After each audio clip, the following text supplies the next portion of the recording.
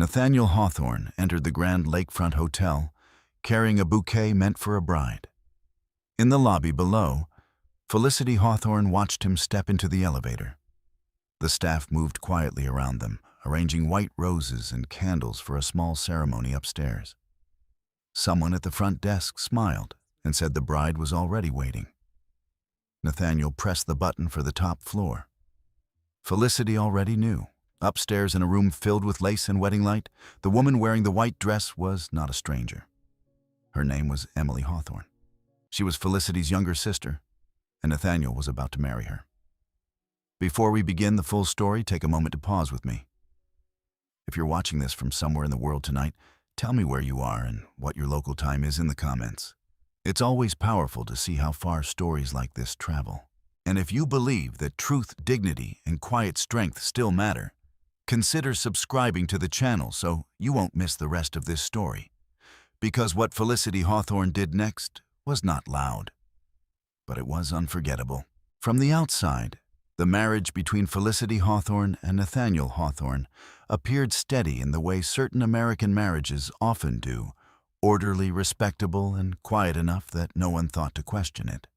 They lived in a pale gray house on a calm suburban street just outside Chicago, where the trees were older than most of the houses and the sidewalks curved gently around small, careful lawns. In the evenings, porch lights came on at almost the same hour. On weekends, neighbors walked their dogs past one another and exchanged polite greetings about weather traffic and property taxes. Felicity Hawthorne fit naturally into that landscape. She was 36 years old, composed and deliberate in her movements. Her work as an archival researcher suited her temperament perfectly. She spent her days examining records, organizing documents, and preserving information that other people might overlook. Precision had become part of the way she saw the world. Details rarely escaped her for long. Nathaniel often joked that Felicity could remember things computers forgot. The joke usually earned a polite smile from her, though she never laughed very loudly.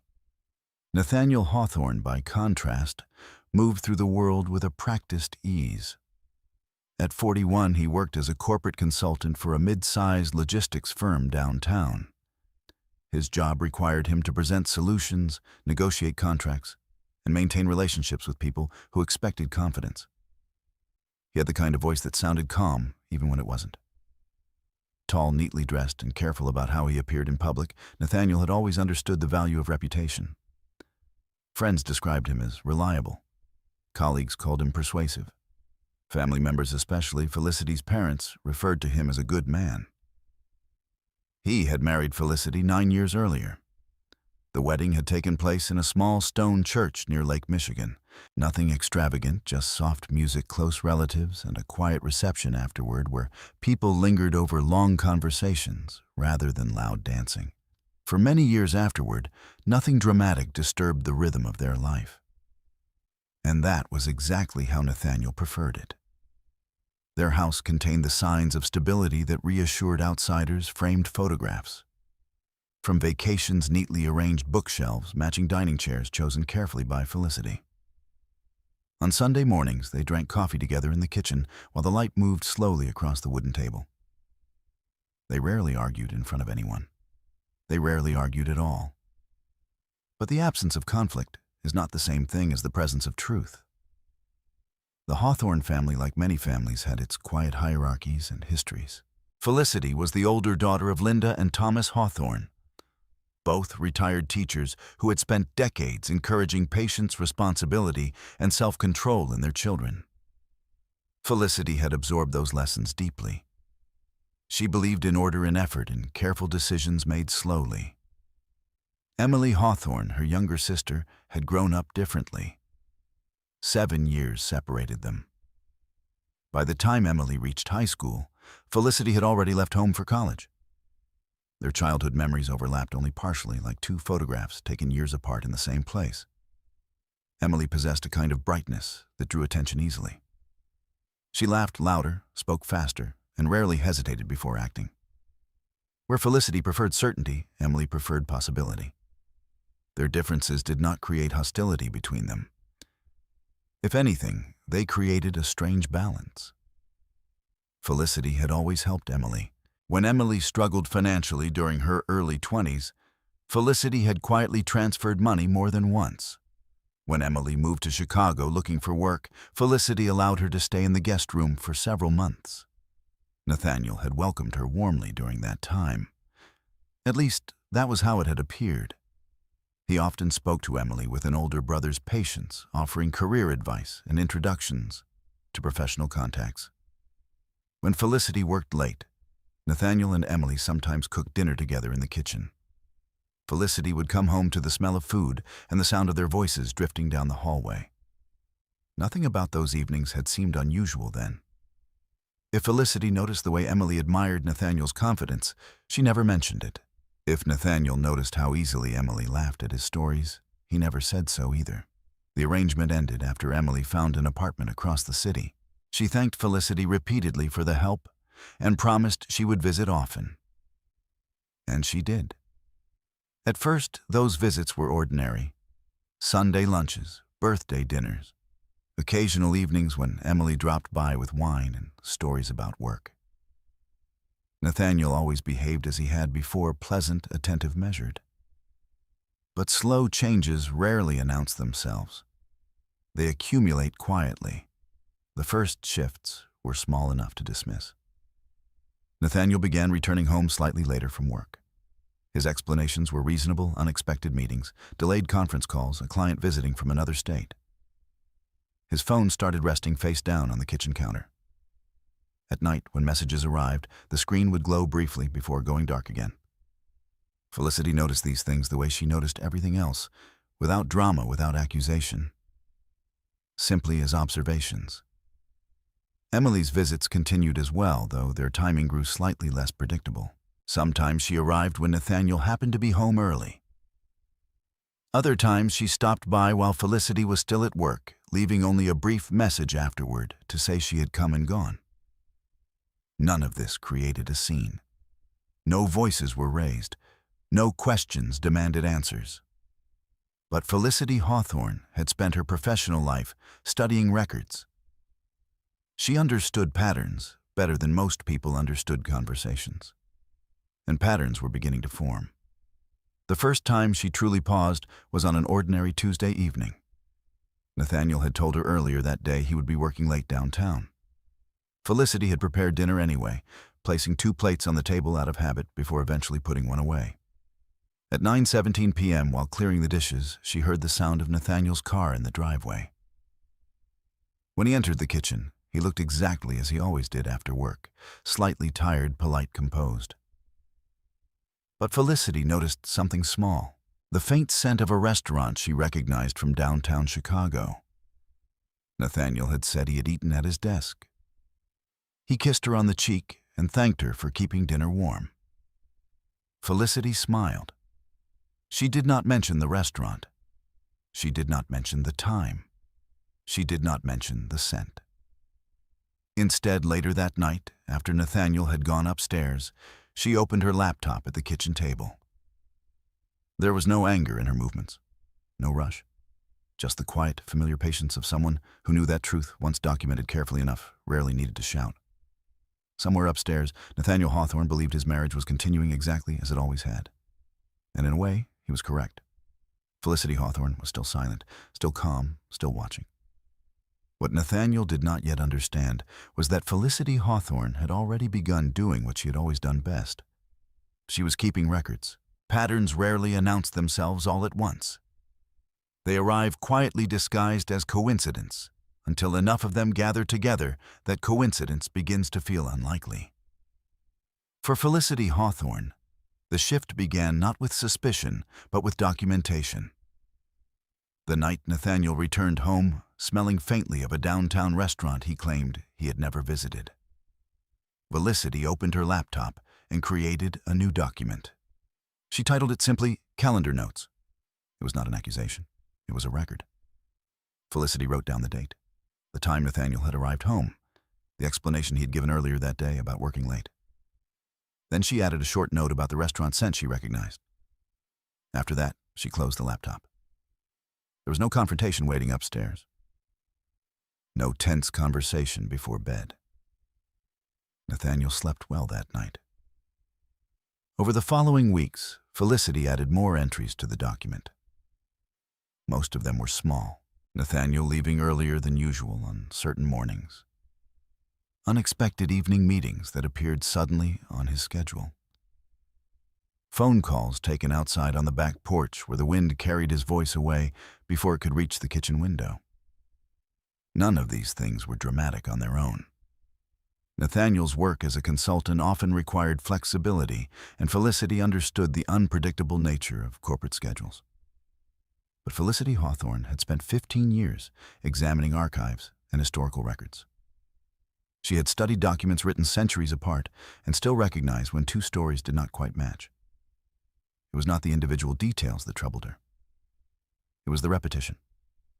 One evening in early April, Nathaniel mentioned that he would be traveling for work the following Thursday. A client meeting in Milwaukee, he explained casually while scrolling through his phone at the dinner table. Just one night, he said. I'll be back Friday afternoon. Felicity nodded. The information seemed ordinary enough. 2 days later, while organizing email folders on her laptop, Felicity noticed a message from their joint bank account. The subject line read, "Transaction Confirmation." The charge had been made at a boutique hotel in downtown Chicago, not Milwaukee. The payment time was Thursday evening. The same evening, Nathaniel was supposed to be 3 hours away. Felicity did not react immediately. She read the email twice, noting the hotel name and the exact amount charged. Then she opened the document titled Calendar Notes and added another entry. Thursday, 7:42 p.m., hotel charge downtown. Nathaniel said Milwaukee. After that, she closed the laptop again. When Nathaniel returned home the next afternoon, he carried a small overnight bag and spoke casually about traffic along the interstate. He described the meeting in Milwaukee, the client's frustration with shipping delays, the long drive back toward Chicago. The story was detailed. Nathaniel had always been good at constructing explanations. Felicity listened while preparing tea. She did not interrupt. She did not mention the hotel charge. And Nathaniel, watching her calm expression, saw nothing that suggested his story had been recorded somewhere already. Weeks passed. Spring settled over the suburbs, bringing warmer evenings and longer daylight. Neighbors began tending their gardens again. Children rode bicycles along the sidewalks after school. Inside the Hawthorne house, life continued with its familiar quiet rhythm. Nathaniel left for work each morning in a pressed shirt and dark jacket. Felicity spent her days reviewing digital archives for the historical foundation that employed her. Their evenings remained polite, even comfortable. But the document on Felicity's laptop grew steadily longer. She began adding not only dates and times, but financial details as well. Restaurant charges, parking receipts, occasional purchases that did not align with Nathaniel's explanations. One afternoon, Felicity met her longtime friend Daniel Brooks for coffee near the university campus, where they had both once studied. Daniel worked as a financial analyst, now a profession that suited his calm, mathematical mind. They spoke first about ordinary things, mutual friends, local news, the strange weather patterns of the Midwest. Eventually, Felicity mentioned the irregularities she'd been noticing. She did not accuse Nathaniel of anything. She simply described the discrepancies. Daniel listened carefully, stirring his coffee slowly as Felicity outlined the dates she had recorded. "You're saying the expenses don't match the travel schedule," he summarized. "Yes." Daniel nodded thoughtfully. "Do you have copies of the statements?" Felicity opened a folder on her tablet and passed it across the table. Daniel studied the information for several minutes, his brow tightening slightly as he compared the dates. "These aren't random," he said finally. "What do you mean the transactions cluster around specific days? Same locations, same times of evening." He looked up at Felicity. Someone meeting the same person repeatedly tends to create patterns like this. Felicity absorbed the observation quietly. Daniel did not ask the obvious question. He had known Felicity long enough to understand that she would not have come to him if she were not already considering the answer herself. Meanwhile, Emily Hawthorne continued to visit occasionally. Her presence in the house felt almost unchanged. She still arrived with energetic stories about work and city life, still hugged Felicity warmly at the door. But Felicity noticed subtle differences now. Emily often asked about Nathaniel's schedule. Is he working late tonight? Did he travel again this week? The questions were asked casually, almost playfully. Yet Felicity recorded them all the same. One Sunday afternoon in May, Emily joined Felicity for lunch at a small cafe near the river. The restaurant was quiet, filled mostly with couples enjoying the mild weather. Emily seemed distracted that day, glancing at her phone several times during their meal. Everything all right? Felicity asked gently. Yeah, Emily said quickly. Just work stuff. Her answer came too quickly. Felicity noticed the way Emily's expression softened briefly when reading a new message, before she turned the phone screen downward. For a moment, Felicity wondered if she should ask directly. The opportunity existed. The question was simple. Who are you texting? But Felicity had never believed in questions asked without preparation. Instead, she changed the subject. Later that evening, after returning home, Felicity added another entry to the document. Lunch with Emily, phone messages throughout meal. Appeared nervous? The document had grown to several pages now. Dates, times, financial entries, observations.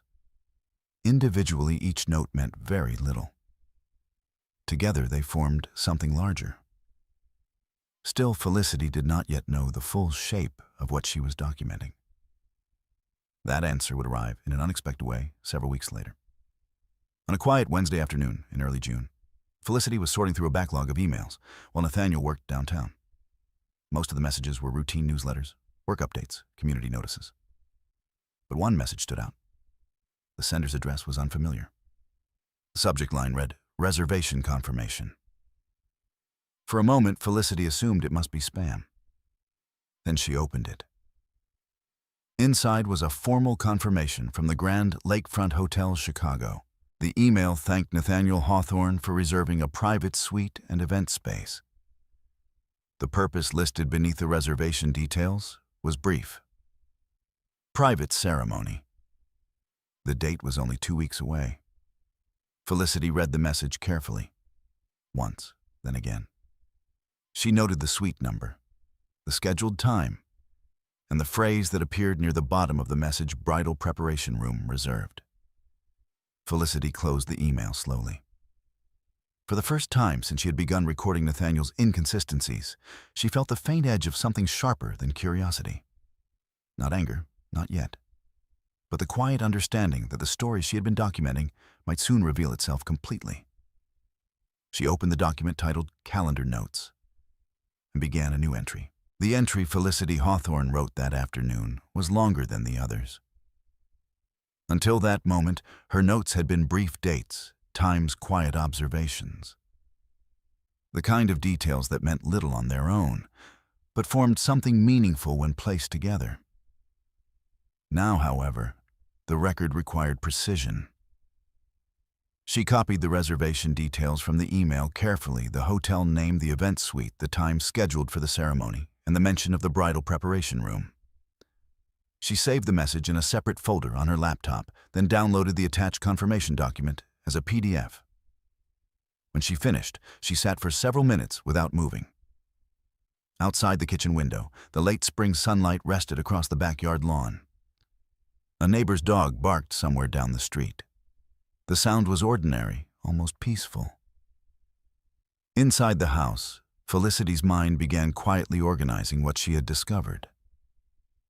Nathaniel had reserved a hotel suite for a private ceremony. The reservation included a bridal preparation room. That meant there was a bride. And if Felicity was not the bride, the question became very simple. Who was? Many people would have confronted their spouse immediately. Many would have demanded explanations before the evening ended. But Felicity Hawthorne had never believed in conclusions drawn too quickly.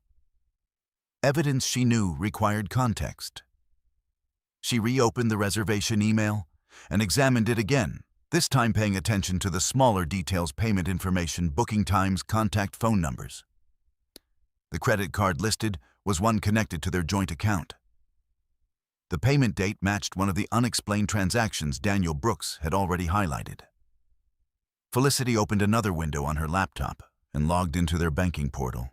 She scrolled through the statements until she found the charge again. The amount was larger than a typical hotel stay, large enough to suggest an event reservation rather than a simple room. She added the transaction number to her document. Then she checked the date once more. 2 weeks from now. The ceremony had not happened yet. That meant something important. There was still time. Upstairs, the bedroom door opened as Nathaniel returned home from work earlier than usual that evening. "Fel," he called from the hallway. "I'm in the kitchen," she answered. Nathaniel entered a moment later, loosening his tie as he walked. His expression carried the same relaxed confidence Felicity had known for years. "Traffic wasn't terrible today," he said. "That might be a first." Felicity smiled faintly and poured tea into 2 cups. Nathaniel sat at the kitchen table, scrolling through messages on his phone, while she placed the cup beside him. "Anything interesting happened today?" he asked casually. The question hung in the air for a moment. Felicity considered the email still open on her laptop screen. The reservation. The bridal suite. Nathaniel's name printed neatly across the confirmation. "Nothing unusual," she said calmly. Nathaniel nodded, satisfied with the answer. He sipped his tea, unaware that the confirmation email had already been saved in 3 different places on Felicity's computer. Later that night, after Nathaniel had gone to sleep, Felicity returned to the kitchen. She opened a second document and began creating something new. A timeline. The entries from calendar notes were copied carefully into chronological order. She added the financial transactions Daniel had helped identify and placed the hotel reservation at the center of the timeline. Slowly, a clearer picture began to form. Nathaniel's unexplained evenings, the restaurant charges, the hotel visits downtown, Emily's increasingly curious questions about Nathaniel's schedule. Felicity paused when she reached that part of the timeline. Emily Hawthorne had always been energetic, impulsive, sometimes careless with boundaries. But Felicity had never considered her sister capable of something calculated. Still, the pattern of questions remained. Is Nathaniel home tonight? When is he traveling again? Does he still work late on Thursdays? At the time, Felicity had answered them casually. Now she read those memories differently. The thought appeared slowly, almost reluctantly. Emily might know more than she should. Felicity did not write the thought down. Instead, she opened her phone and searched through her message history with Emily. Most of their conversations were ordinary holiday plans, family updates, small jokes exchanged late at night. But one detail caught Felicity's attention. 3 weeks earlier, Emily had sent a short message on a Thursday evening. Is Nathaniel still in Milwaukee tonight? Felicity stared at the message for a long moment. Nathaniel had claimed to be in Milwaukee that evening. But Felicity already knew he had been at a hotel in Chicago. She added the message to the timeline. Across the city, Emily Hawthorne sat in a softly lit apartment, unaware that her text message had just become another piece of evidence. Felicity closed the timeline document and leaned back in her chair. It would have been easy to jump to conclusions. But Felicity had always believed that certainty required patience. There were still questions she needed answered. The reservation email contained a phone number for the hotel's event coordinator. Felicity copied it onto a notepad beside her laptop. She would not call tonight. Conversations asked too early often created warnings. Nathaniel must not know that she had seen the reservation. At least not yet. The next morning passed as normally as any other. Nathaniel left for work shortly after 7, kissing Felicity lightly on the cheek before walking out the door. Felicity watched through the window as his car disappeared down the quiet suburban street. Only when the house had grown completely silent did she pick up her phone. She dialed the hotel number. After 2 rings, a calm voice answered. Grand Lakefront Hotel Event Services. This is Robert Klein speaking. Felicity spoke gently, choosing her words carefully. Hello? I'm calling to confirm details for a private event reservation, scheduled in 2 weeks. Of course, Robert said politely. May I have the reservation name? Felicity paused only briefly. Nathaniel Hawthorne. There was a short pause while Robert checked the booking. Yes, I see it here, he said. Private ceremony reservation, Lakeview Suite. Bridal preparation room included. Felicity felt the quiet certainty of the timeline settling further into place. Is everything set for that evening, she asked. Everything looks confirmed, Robert replied. The bride will be arriving earlier that afternoon for preparation. The bride. Felicity's voice remained steady. And the bride's name? Robert hesitated briefly, then answered. Emily Hawthorne. For a moment, the kitchen felt perfectly still. Felicity had suspected many possibilities, but hearing the name spoken aloud carried a finality that documentation alone could not. Emily, her younger sister, the same girl Felicity had helped financially, the same sister who had shared meals at this very table. Nathaniel's ceremony had a bride, and the bride was Emily Hawthorne. Felicity thanked Robert Klein for the confirmation and ended the call politely. Then she returned to the laptop and added the final entry to her timeline. Grand Lakefront Hotel, confirmation call. Bride Emily Hawthorne. When she finished typing, Felicity closed the document slowly. The evidence was no longer a possibility. It was a fact. Upstairs, the bedroom remained exactly as it had always been, Nathaniel's jacket hanging neatly in the closet, the bed still half unmade from the morning. Nothing in the house had changed. And yet, everything had. For several minutes, Felicity sat quietly at the kitchen table. Then she opened a new email. The recipient field contained the name Margaret Collins, family law attorney. Felicity Hawthorne began to write. The email Felicity Hawthorne sent that morning was brief, deliberate, and carefully worded. She did not describe her emotions. She described the facts. A private ceremony reservation at the Grand Lakefront Hotel. A bridal preparation suite booked under the name Emily Hawthorne. Financial transactions drawn from a joint marital account. A timeline of inconsistencies stretching back several months. At the bottom of the message, Felicity added one final sentence. I would like to understand my legal options before confronting either of them. She pressed send. Margaret Collins replied later that afternoon. The message was direct. Miss Hawthorne, thank you for the documentation. I would recommend we meet as soon as possible. Please bring copies of all records you've collected. The following day, Felicity drove downtown to Margaret Collins's office. The building stood among several older law offices near the Chicago River, quiet brick structures where the elevators moved slowly, and the hallways carried the subdued smell of paper and polished wood. Margaret Collins's office reflected the same restrained seriousness. The woman who greeted Felicity in the conference room was in her early 50s, with silver threads beginning to appear in her dark hair. Her posture was calm, her voice measured in a way that suggested she had spent many years listening to complicated stories. Miss Hawthorne, Margaret said, extending her hand. Felicity's fine. Margaret nodded and gestured toward the chair across the table. Please sit. Felicity placed a folder of printed documents on the table and slid it forward. Margaret opened it carefully. Inside were copies of the reservation email bank statements, the timeline Felicity had created, and several screenshots of text messages. Margaret read quietly for several minutes. When she finished, she closed the folder with deliberate care. You've done something many people in your position struggle to do, she said. What is that you documented before reacting? Felicity folded her hands in her lap. I wanted to be certain. Margaret nodded. That's exactly why this information is useful. She turned the folder slightly and tapped one of the printed bank statements.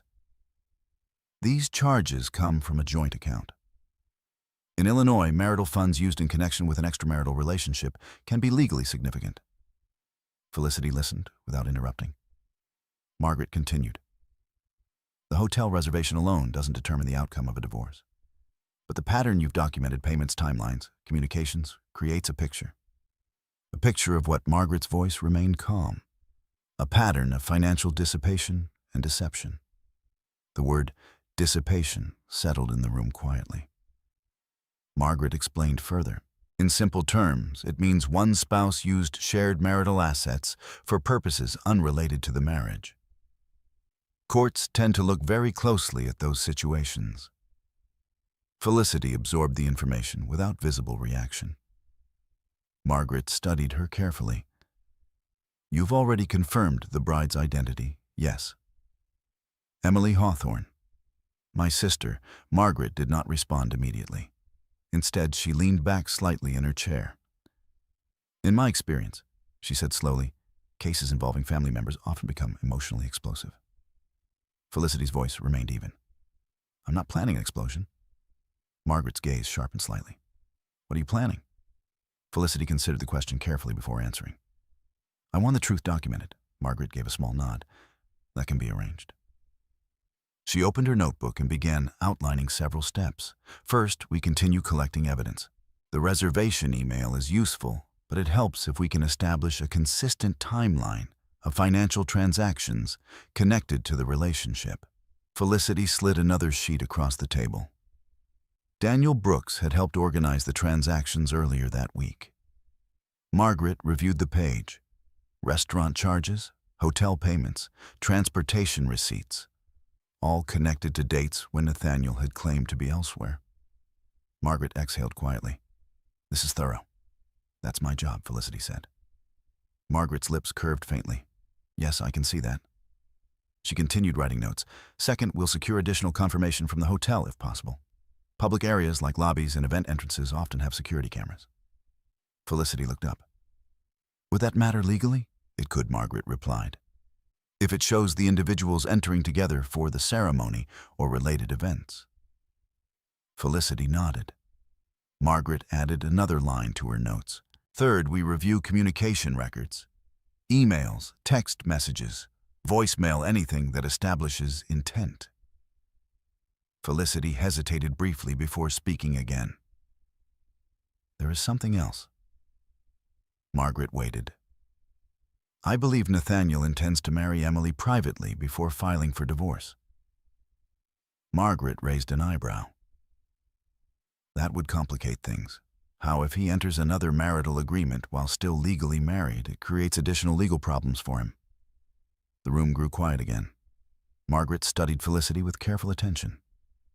You've been very composed throughout this conversation, she said.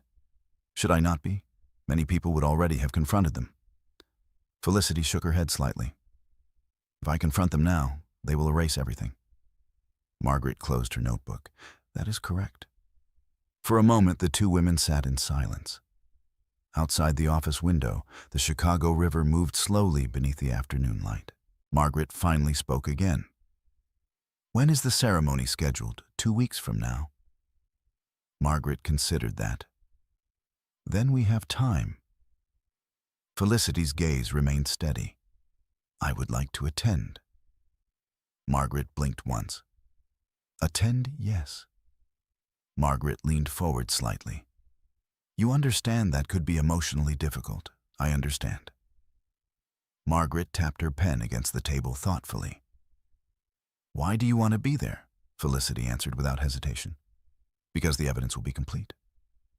Margaret studied her client for several seconds. Then she nodded. Very well. She wrote something down in the notebook again. In that case, we prepare carefully. Felicity returned home late that afternoon. Nathaniel's car was already in the driveway.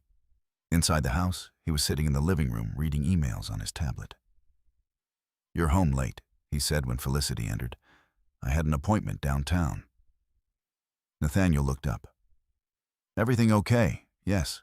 He studied her expression briefly. Nathaniel had always believed he understood Felicity well. Her calmness had been a constant feature of their marriage. He saw that calmness again now and felt reassured. Good, he said, returning his attention to the tablet. Later that evening, Emily called. Her voice carried the same familiar brightness. Hey, Fel, are you free next weekend for what? Just dinner, maybe.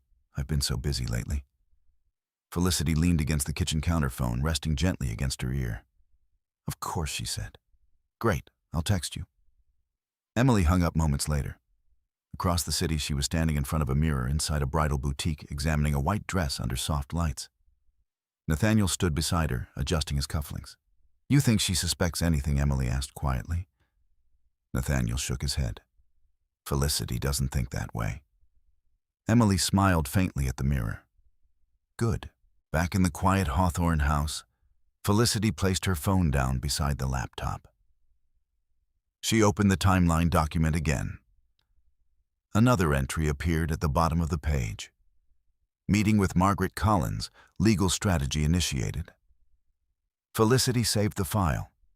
Then she closed the laptop. The house remained quiet. Nathaniel believed the secret was still his. Emily believed the wedding was still hers. Neither of them yet understood something that Margaret Collins had already recognized during that meeting downtown. Felicity Hawthorne was not preparing for an argument. She was preparing a case. And when the day of the ceremony arrived, the record would be complete. 2 weeks passed with the slow, careful rhythm of ordinary life. From the outside, nothing in the Hawthorne household appeared different. Nathaniel continued leaving for work each morning in pressed shirts and polished shoes. Felicity continued preparing breakfast, reviewing archival records on her laptop, and answering emails from the historical foundation that employed her. Evenings remained calm. They still shared quiet dinners. They still spoke politely about work weather and routine matters. Occasionally, Nathaniel would mention a future project at the office or a client he needed to visit. Felicity listened just as she always had. The difference was not visible. It existed only in the documents accumulating quietly inside a folder on her laptop. Margaret Collins had helped Felicity organize the evidence into clear sections: financial records, communication records, timeline analysis, and supporting documentation. Daniel Brooks had contributed detailed financial breakdowns, identifying exactly how much money Nathaniel had withdrawn from their joint account to pay for hotel reservations, restaurant bills, and other unexplained expenses. Margaret had also contacted the Grand Lakefront Hotel discreetly through formal legal inquiry. While privacy laws limited what could be shared, the hotel confirmed something significant. Security cameras monitored the lobby and main event entrance. The recordings were archived. If necessary, they could be requested through proper legal procedure. Felicity printed the confirmation email Margaret sent summarizing that information and placed it inside the folder. Each piece of documentation strengthened the quiet structure she was building. Meanwhile, Nathaniel appeared increasingly relaxed. The closer the ceremony date approached, the more confident he seemed in the normalcy of their life. He laughed easily during dinner conversations. He even suggested a weekend trip later in the summer. "You've been working too hard lately," he told Felicity one evening while washing dishes. "We should get out of the city for a few days." Felicity dried the plates beside him. "That sounds nice," she said. Nathaniel smiled. He believed the future still belonged to him. Across the city, Emily Hawthorne was experiencing a different kind of anticipation. Her apartment had slowly filled with small signs of preparation over the past week. Garment bags hung inside the closet. A pair of ivory heels waited beside the door. Invitations had not been printed. The ceremony was private, but a handful of close friends had received messages asking them to attend. Emily stood in front of her bedroom mirror that Thursday evening, holding the white dress against her shoulders again. "You're nervous," Nathaniel said from the sofa. Emily glanced back at him. "Of course I'm nervous." Nathaniel crossed the room and wrapped his arms around her waist. "It'll be fine," he said. "Everything is already arranged. What about Felicity?" Nathaniel exhaled quietly. "We'll tell her afterward." Emily studied his reflection in the mirror. "You're sure?" Nathaniel nodded. "She trusts me." Emily hesitated, then smiled faintly. "I guess she always has." Saturday morning arrived with clear skies and warm sunlight drifting across the quiet Chicago streets. Felicity woke early, long before Nathaniel. She dressed simply dark slacks, a soft gray blouse, and a light coat. Her appearance was neat but unremarkable, the kind of clothing that would allow her to move through a public space without drawing attention. Before leaving the bedroom, she paused beside the closet. Nathaniel's suits hung in careful rows, each one pressed and organized. Felicity reached for the garment bag he had placed there the night before. Inside was the navy suit Nathaniel reserved for formal events. She closed the bag again gently. In the kitchen downstairs, Felicity prepared coffee, as she always did. When Nathaniel entered 20 minutes later, he looked unusually energized for a Saturday morning. "Early start today," he said casually. "I have some research work to finish downtown," Felicity replied. Nathaniel nodded. "That's good." His tone carried relief he did not realize he was revealing. After breakfast, Nathaniel left first. Felicity watched through the living room window as his car disappeared down the street. Only then did she retrieve the folder Margaret Collins had helped assemble. The documents were organized neatly in sections. At the very top rested a single printed page, the confirmation email from the Grand Lakefront Hotel. Felicity placed the folder inside a simple leather briefcase. Then she picked up her keys and left the house. The drive into Chicago took nearly 40 minutes. Traffic moved steadily along Lakeshore Drive as the morning sun reflected across Lake Michigan. Felicity kept both hands calmly on the steering wheel, her mind moving through the timeline she had memorized over the past 2 weeks. Nathaniel would arrive at the hotel shortly before noon. Emily would already be there, preparing in the bridal suite. The ceremony itself was scheduled for early afternoon. Felicity parked 2 blocks from the Grand Lakefront Hotel. The building stood tall beside the water, its glass windows reflecting the blue sky above. Valets moved efficiently at the entrance, greeting guests and guiding cars into position. Inside the lobby carried the quiet elegance of a luxury hotel. Tall white arrangements of roses stood near the reception desk. Soft piano music drifted through the open space. Guests moved calmly between elevators and seating areas. For a moment, Felicity stood just inside the entrance, observing the room. Everything looked exactly as the confirmation email had promised. A small sign beside the elevators listed the day's private events. Lakeview Suite Private Ceremony. Felicity walked toward the seating area near the lobby windows and chose a chair with a clear view of the main entrance. She placed the briefcase beside her feet and folded her hands calmly in her lap. The clock above the reception desk read 11:47 a.m. 10 minutes later, the revolving doors turned again. Nathaniel Hawthorne stepped inside. He wore the navy suit Felicity had seen hanging in the closet that morning. His posture was confident, his expression composed. In his right hand, he carried a small white box, a ring box. Nathaniel paused briefly near the front desk, speaking quietly with the receptionist before moving toward the elevators. He never noticed Felicity sitting across the lobby. The elevator doors opened. Nathaniel stepped inside. The doors closed. Felicity remained seated for several seconds after the elevator disappeared from view. Then she stood. She adjusted the strap of the briefcase on her shoulder and walked slowly toward the elevators. Inside the mirrored walls of the elevator car, her reflection looked exactly as it always had. Calm, composed, unreadable. She pressed the button for the top floor. As the elevator began its quiet ascent, Felicity thought briefly of the timeline she had built. The restaurant charges, the hotel reservations, Emily's messages, Nathaniel's explanations. Every detail had led to this moment. The elevator stopped. The doors opened into a quiet hallway lined with white flowers and soft lighting. At the far end of the corridor stood a door partially open. Inside the room, voices moved softly between laughter and conversation. Felicity walked forward slowly. From where she stood in the hallway, she could see into the bridal preparation room. Emily Hawthorne stood near the mirror. She was wearing a white wedding dress. For several seconds, Felicity simply watched.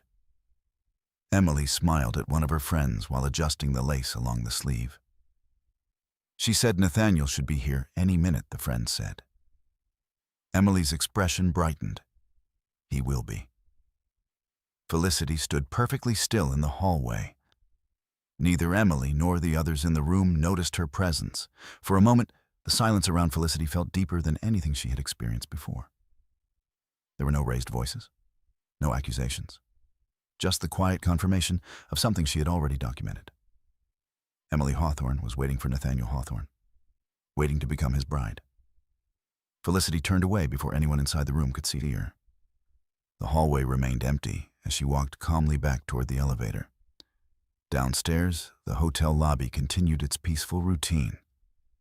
The ceremony upstairs had not begun yet, but Felicity Hawthorne already knew something Nathaniel and Emily did not. The story they believed belonged to them had already been recorded, and the record was about to speak. Felicity Hawthorne did not return to the elevator immediately. Instead, she paused halfway down the quiet corridor where a tall window overlooked the wide blue surface of Lake Michigan. The sunlight outside reflected softly against the glass, filling the hallway with a pale brightness that made everything appear almost unreal. Behind her, inside the bridal suite, laughter rose briefly again. Emily's voice carried through the slightly open door lighter than Felicity remembered, almost breathless with excitement. For a moment, Felicity stood very still. The sound of her sister's voice was not unfamiliar. She had heard it for years at family dinners, holiday gatherings, and quiet Sunday visits. But hearing it here, wrapped in the language of anticipation and ceremony, felt like listening to a conversation that had never been meant for her ears. Inside the room, someone said the photographer should be here soon. Another voice added, "Nathaniel will probably come up once the guests arrive." Emily laughed softly. "He's always early," she said. Felicity closed her eyes briefly. Nathaniel had always been early. Early for meetings, early for flights, early for appointments that required precision and careful timing. She wondered if he realized how much that habit had helped her. The elevator doors opened at the end of the hallway. Nathaniel stepped out. He adjusted the sleeve of his navy suit and glanced toward the bridal suite door, smiling slightly as he walked down the corridor. Felicity watched him from the shadow beside the window. Nathaniel did not see her. He stopped outside the bridal suite and knocked lightly before stepping inside. The laughter inside the room grew louder. Felicity heard Emily say his name. Nathaniel. There was a moment of soft commotion, movement, greetings, the quiet rustle of fabric. Then Nathaniel's voice answered her. "You look beautiful." The words drifted into the hallway as easily as any other conversation. Felicity remained standing beside the window. For several seconds, she considered walking forward. The door was still open. If she stepped inside now, the ceremony would end before it began. Nathaniel's expression would shift from confidence to shock. Emily's excitement would collapse into confusion. But Felicity Hawthorne had not spent the last 2 weeks assembling evidence for a moment of shouting in a hotel hallway. Confrontation would give them something they did not deserve. A scene, emotion, confusion strong enough to bury the facts she had worked so carefully to preserve. Felicity turned away from the bridal suite. Her shoes made almost no sound as she walked back toward the elevator. Behind her, inside the room, Emily was speaking again. "Everything is ready downstairs," Nathaniel answered calmly. "Yes. The officiant arrived earlier. We'll go down in about 15 minutes. Felicity reached the elevator and pressed the call button. When the doors opened, she stepped inside and descended quietly to the lobby. The hotel remained as elegant and peaceful as it had been when she arrived. Guests had begun to gather near the event entrance, friends of Emily's perhaps, or colleagues, who believed they were attending a small private wedding. A few people held glasses of champagne. A staff member adjusted the arrangement of white roses near the doorway. The atmosphere carried the quiet excitement of celebration. Felicity walked through the lobby, slowly observing everything. The details mattered. Margaret Collins had explained that documentation was strongest when supported by context. Witnesses, timelines, locations. Felicity paused near the front desk and approached the same event coordinator she had spoken with earlier on the phone. Robert Klein recognized her voice immediately when she introduced herself. "Miss Hawthorne," he said politely. "Is everything all right with the reservation?" Felicity smiled faintly. "Yes, I simply wanted to confirm the ceremony schedule. Robert glanced at his tablet. The ceremony begins at 12:30 in the Lakeview Suite event room. Guests will be seated shortly. Felicity nodded. Thank you. She stepped away from the desk and moved toward a quiet seating area near the windows. From there, she could see the entrance to the event room clearly. At 12:22 p.m., the doors upstairs opened again. The elevator descended. Nathaniel and Emily emerged together a moment later. Emily's white dress moved softly as she stepped into the lobby, the long train gathered carefully by one of her friends. Nathaniel stood beside her, his hand resting lightly against her back. The two of them looked exactly like what the guests believed they were. A bride and groom preparing for their wedding. Several people nearby applauded softly as Emily entered the room. Someone raised a phone to take photographs. Nathaniel smiled politely at the guests, accepting their congratulations, with the calm confidence that had always made people trust him. Felicity watched quietly from across the lobby. For a brief moment, Nathaniel's eyes moved across the room. They passed directly over Felicity without stopping. He did not recognize her. Perhaps he did not expect to see his wife sitting calmly in the audience of his second wedding. Emily turned toward the event room entrance. Her friends gathered around her, adjusting the folds of her dress. Nervous, one of them asked. Emily laughed softly, a little. Nathaniel leaned closer to her. Everything's perfect, he whispered. Felicity rose slowly from her chair. She did not approach the ceremony doors. Instead, she walked toward the far end of the lobby, where the hotel's quiet lounge overlooked the lake. From there, she could still see the guests entering the event room. The ceremony would begin in minutes. Felicity opened her briefcase and removed the folder Margaret Collins had assembled. Inside were the documents that now told the full story. Bank records, email confirmations, security documentation, the timeline that traced Nathaniel's deception from its first small inconsistencies to the present moment. Felicity closed the folder again. Upstairs, the elevator doors opened once more. The officiant stepped out, adjusting his jacket as he walked toward the ceremony room. Moments later, the event doors closed behind the guests. The wedding had begun. For several seconds, Felicity remained standing beside the window, watching the calm blue water beyond the glass. She did not feel the anger many people expected in situations like this. What she felt instead was clarity. Nathaniel and Emily believed that they had reached the most important moment of their plan. The moment where their secret would finally become real.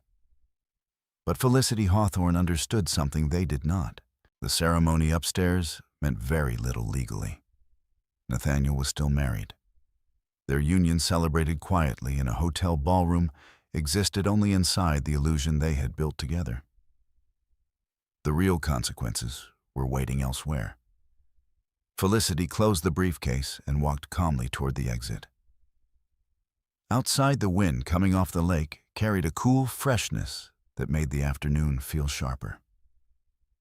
She walked 2 blocks back to her car and placed the briefcase on the passenger seat. Before starting the engine, she opened her phone.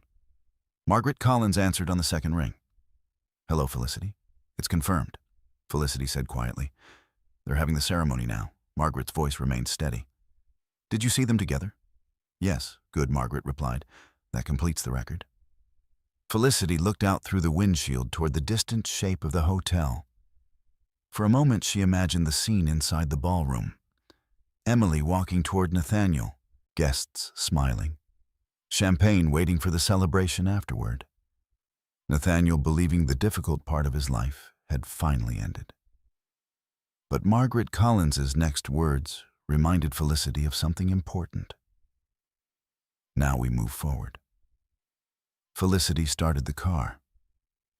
"Yes," she said calmly.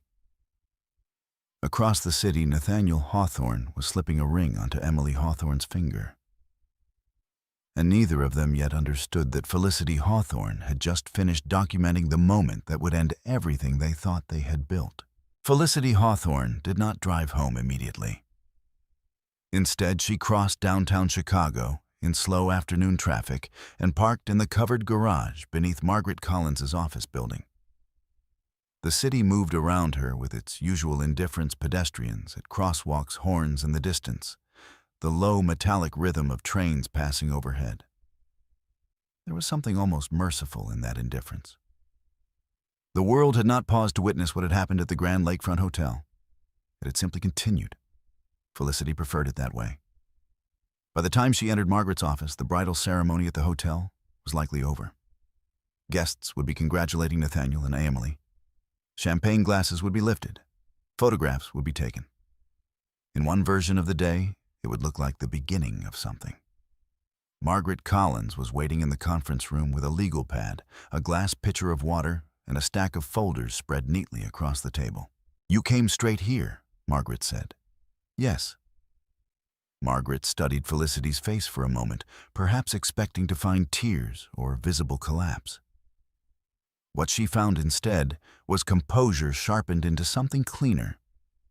"Tell me exactly what you observed."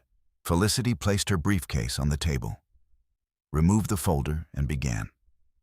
She described the top-floor hallway, Emily in the white dress, Nathaniel arriving with the ring box, their exchange outside and inside the bridal suite, the movement downstairs into the event room, the officiant, the guests, the ceremony beginning at approximately 12:30 p.m. Margaret wrote steadily as Felicity spoke. When Felicity finished, Margaret closed her notebook. "That helps," she said. "You were careful with your observations. I wanted the timeline clean." "It is."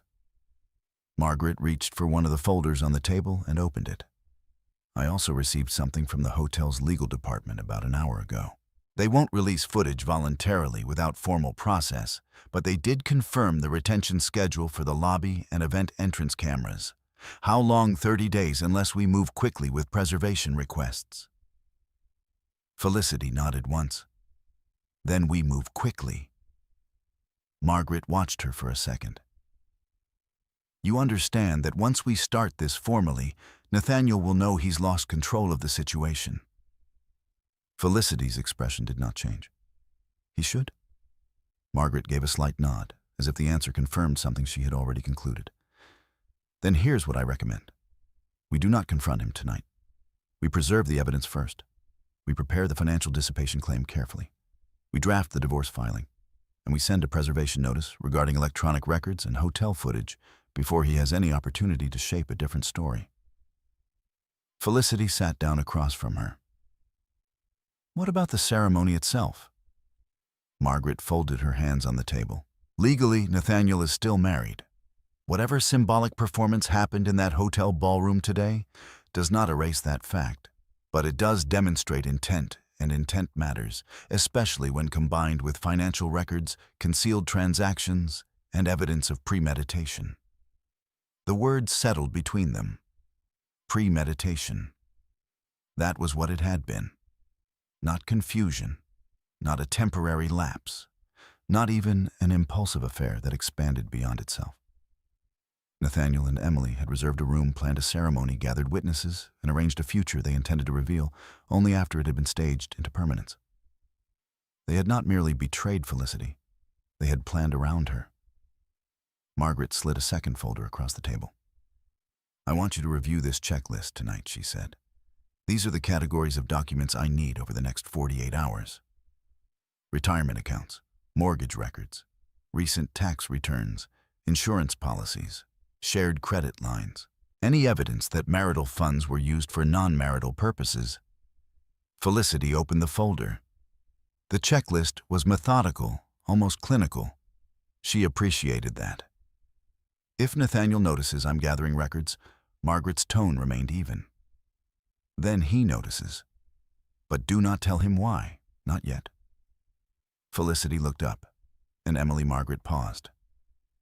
"I would recommend no direct contact at all. Not by phone, not by text, not in person. Let silence do its work." Silence had always done its work. That was one of the things Nathaniel and Emily had misunderstood most completely about her. They had treated her restraint as passivity because they confused volume with strength. They believed the loud person held power in a room. They believed the person who demanded, performed, or dramatized controlled the pace of events. But silence, when paired with records, could become structure. And structure could become consequence. When Felicity left Margaret's office, the afternoon light had begun to thin toward evening. She drove home through familiar roads, past places that now seemed to belong to a former arrangement of her life. The house was quiet when she arrived. Nathaniel had not returned yet.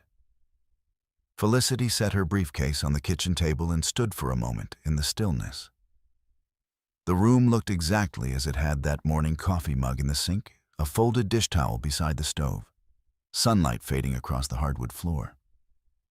If anyone had walked in at that moment, they would have seen a peaceful American kitchen at the end of an ordinary Saturday.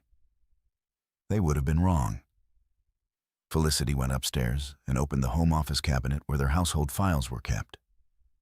Inside were labeled folders, arranged alphabetically, and then by year: mortgage, utilities, taxes, insurance, investment summaries, bank statements. Nathaniel had always admired how organized she was. He had never considered that one day the same habit might become dangerous to him. Felicity carried 3 folders downstairs and spread them across the dining table. She opened her laptop beside them and began scanning, sorting, renaming, and backing up files. Each document was duplicated into secure folders and external storage, exactly as Margaret had instructed. She worked for nearly 2 hours without interruption. At 7:12 p.m., Nathaniel came home. Felicity heard the front door open, then close. His footsteps crossed the entryway with an ease that told her he felt no need for caution. When he entered the kitchen, he looked almost refreshed. There was the faint flush of alcohol in his cheeks, and his expression carried the loose confidence of someone returning from a successful event. "Still working?" he asked lightly. Felicity glanced up from the laptop. "I needed to organize some records." Nathaniel loosened his tie and set his keys on the counter. "On a Saturday, yes." He smiled as though her answer amused him. "You always did have better discipline than the rest of us." The words hung there for a moment. Felicity noticed the phrasing. The rest of us. Not a confession, not even close. But perhaps something in him was unusually relaxed tonight. Perhaps secrecy, when it believed itself safe, tended to soften its edges. "How was your day?" Felicity asked. Nathaniel walked to the refrigerator and took out a bottle of water. "Long," he said. "Client meeting ran over." He twisted the cap open and drank. "Downtown, yes? Productive?" He nodded, more or less. Felicity held his gaze for one steady second longer than usual. Nathaniel met her eyes and saw nothing that required defense. He looked away first. "That's good," she said. Nathaniel stood in the kitchen for another minute, speaking casually about traffic, an upcoming project, and something one of his colleagues had said over lunch. Felicity listened with the same polite attentiveness she had used for years. He was still performing normalcy for her, and because he believed the performance was working, he added more detail than necessary. That too was useful. Eventually, Nathaniel went upstairs to shower. Felicity waited until she heard the bathroom door close before opening the checklist Margaret had given her and adding a new note beneath the day's date. Returned home at 7:12 p.m., claimed client meeting downtown. Displayed no concern, no disclosure. Then she saved the file. A few minutes later, her phone lit up with a message from Emily. "Hey, busy day. I'll call you tomorrow." Felicity looked at the message for a long moment. No apology, no hesitation, no visible guilt. Just a casual text sent from the other side of a betrayal Emily apparently believed was still hidden. Felicity did not reply. Instead, she took a screenshot and forwarded it to a secure folder. Then, she turned the phone. She faced down on the table. Upstairs, water ran through the pipes as Nathaniel showered in the house he still believed he controlled.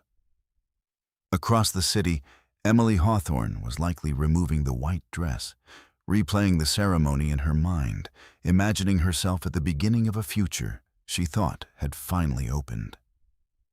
Neither of them understood that the most important decision Felicity made that day was not to appear in the ballroom. not to shout in the hallway, not to expose them while the flowers were still fresh. It was this. She had chosen not to confront. And because of that, everything they had tried to conceal was still intact, still traceable, still vulnerable to law. Felicity closed the laptop and gathered the folders into a neat stack. Tomorrow she would continue. Tonight, silence would remain exactly where it belonged on her side. Sunday morning arrived with a quiet gray sky stretched across the suburbs outside Chicago. Inside the Hawthorne house, the air carried the ordinary stillness of a weekend morning. The coffee machine hummed softly in the kitchen as Felicity Hawthorne poured 2 cups and set them on the table. Nathaniel entered a few minutes later, freshly showered, dressed in a casual sweater instead of the formal suit he had worn the previous day. He looked relaxed, perhaps even lighter. "Morning," he said. "Good morning," Felicity replied. Nathaniel sat down and took the cup she had prepared. He scrolled briefly through messages on his phone before setting it aside. "How's your research project coming along?" he asked. "Steady," Felicity said. Nathaniel nodded, satisfied with the answer. For several seconds, the two of them sat quietly at the table, the quiet rhythm of their marriage playing out exactly as it had for years. Anyone looking through the kitchen window would have seen nothing unusual, a married couple sharing coffee in a peaceful home. But beneath the calm surface, the shape of their lives had already begun to change. After Nathaniel finished his coffee, he stood and stretched. "I might run downtown later," he said casually. "Work just tying up a few loose ends." Felicity watched him carefully as he spoke. Nathaniel's voice carried a faint tone of anticipation, something just beneath the surface of his words. It was the tone of a man who believed he had accomplished something important the day before. Perhaps Felicity thought he was expecting Emily to call. Perhaps he believed they would begin discussing the next step of their plan. Nathaniel picked up his phone again and glanced at the screen. "Actually," he said, "I might step out for a bit." "Of course." He paused in the doorway. "You'll be home, yes?" Nathaniel nodded and left the house. Felicity waited until the sound of his car disappeared down the street. Then she opened her laptop. Margaret Collins had sent 3 emails early that morning. The subject lines were simple and professional. Evidence preservation notice. Financial dissipation documentation. Initial filing preparation. Felicity opened the first message. Margaret had already drafted a formal preservation notice, requesting that the Grand Lakefront Hotel retain all video recordings from the lobby and event entrance for the date of the ceremony. The letter cited potential legal proceedings. If the hotel received the notice in time, the recordings could not legally be erased. Felicity read the document carefully before replying with a single line. "Please proceed." She opened the second email. This message contained a detailed summary of the financial analysis Daniel Brooks had helped prepare. The numbers were arranged in a clear table. Restaurant expenses connected to Nathaniel's unexplained evenings. Hotel reservations, transportation costs, jewelry purchases. When combined, the amount totaled nearly $23,000. All withdrawn from the marital account. All connected to dates Nathaniel had described as business travel. Felicity leaned back slightly in her chair. $23,000. Margaret's explanation from the previous day returned to her mind. Financial dissipation. It was not simply a betrayal of trust. It was a misuse of shared property. She added the financial summary to the folder Margaret had created for the case. The third email contained the preliminary draft of the divorce filing. Margaret had written it with careful restraint. No emotional accusations, no dramatic language. Just a precise sequence of facts. Nathaniel Hawthorne had entered a pattern of deception. He had used marital funds for the benefit of a relationship outside the marriage. He had attempted to establish a ceremonial marriage with another person while still legally married. The document did not mention Emily by name yet. That would come later. Felicity read the draft slowly. Then she closed the file. Across the city, Nathaniel Hawthorne was seated at a small cafe near Emily's apartment. Emily arrived 10 minutes late, her hair still slightly damp from a morning shower.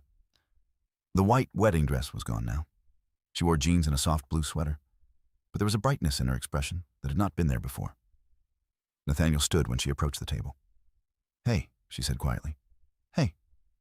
They sat down together. For a moment, neither of them spoke. Then Emily reached across the table and touched Nathaniel's hand. "We actually did it," she said. Nathaniel smiled. "Yes." Emily exhaled slowly. "I still can't believe it." Nathaniel leaned back in his chair. "It's just the beginning." Emily glanced around the cafe before lowering her voice. "When are you going to tell Felicity?" Nathaniel's expression grew thoughtful. "Soon." How soon? Nathaniel hesitated. "After I speak with a lawyer." Emily's smile faded slightly. "You didn't already?" Nathaniel shook his head. "I wanted to handle the ceremony first." Emily studied his face carefully. "You're sure she doesn't suspect anything?" Nathaniel's confidence returned quickly. "No." Across the cafe window, cars moved steadily through the Chicago streets. Nathaniel watched them for a moment before continuing. "Felicity avoids conflict. She always has." Emily nodded slowly. "So when you tell her, she'll be upset," Nathaniel admitted. "But she won't make a scene." Emily took a sip of coffee. "And the divorce?" Nathaniel shrugged lightly. "It'll take time." Emily's voice dropped slightly. "And us?" Nathaniel leaned forward. "We'll figure it out." The conversation drifted into plans after that.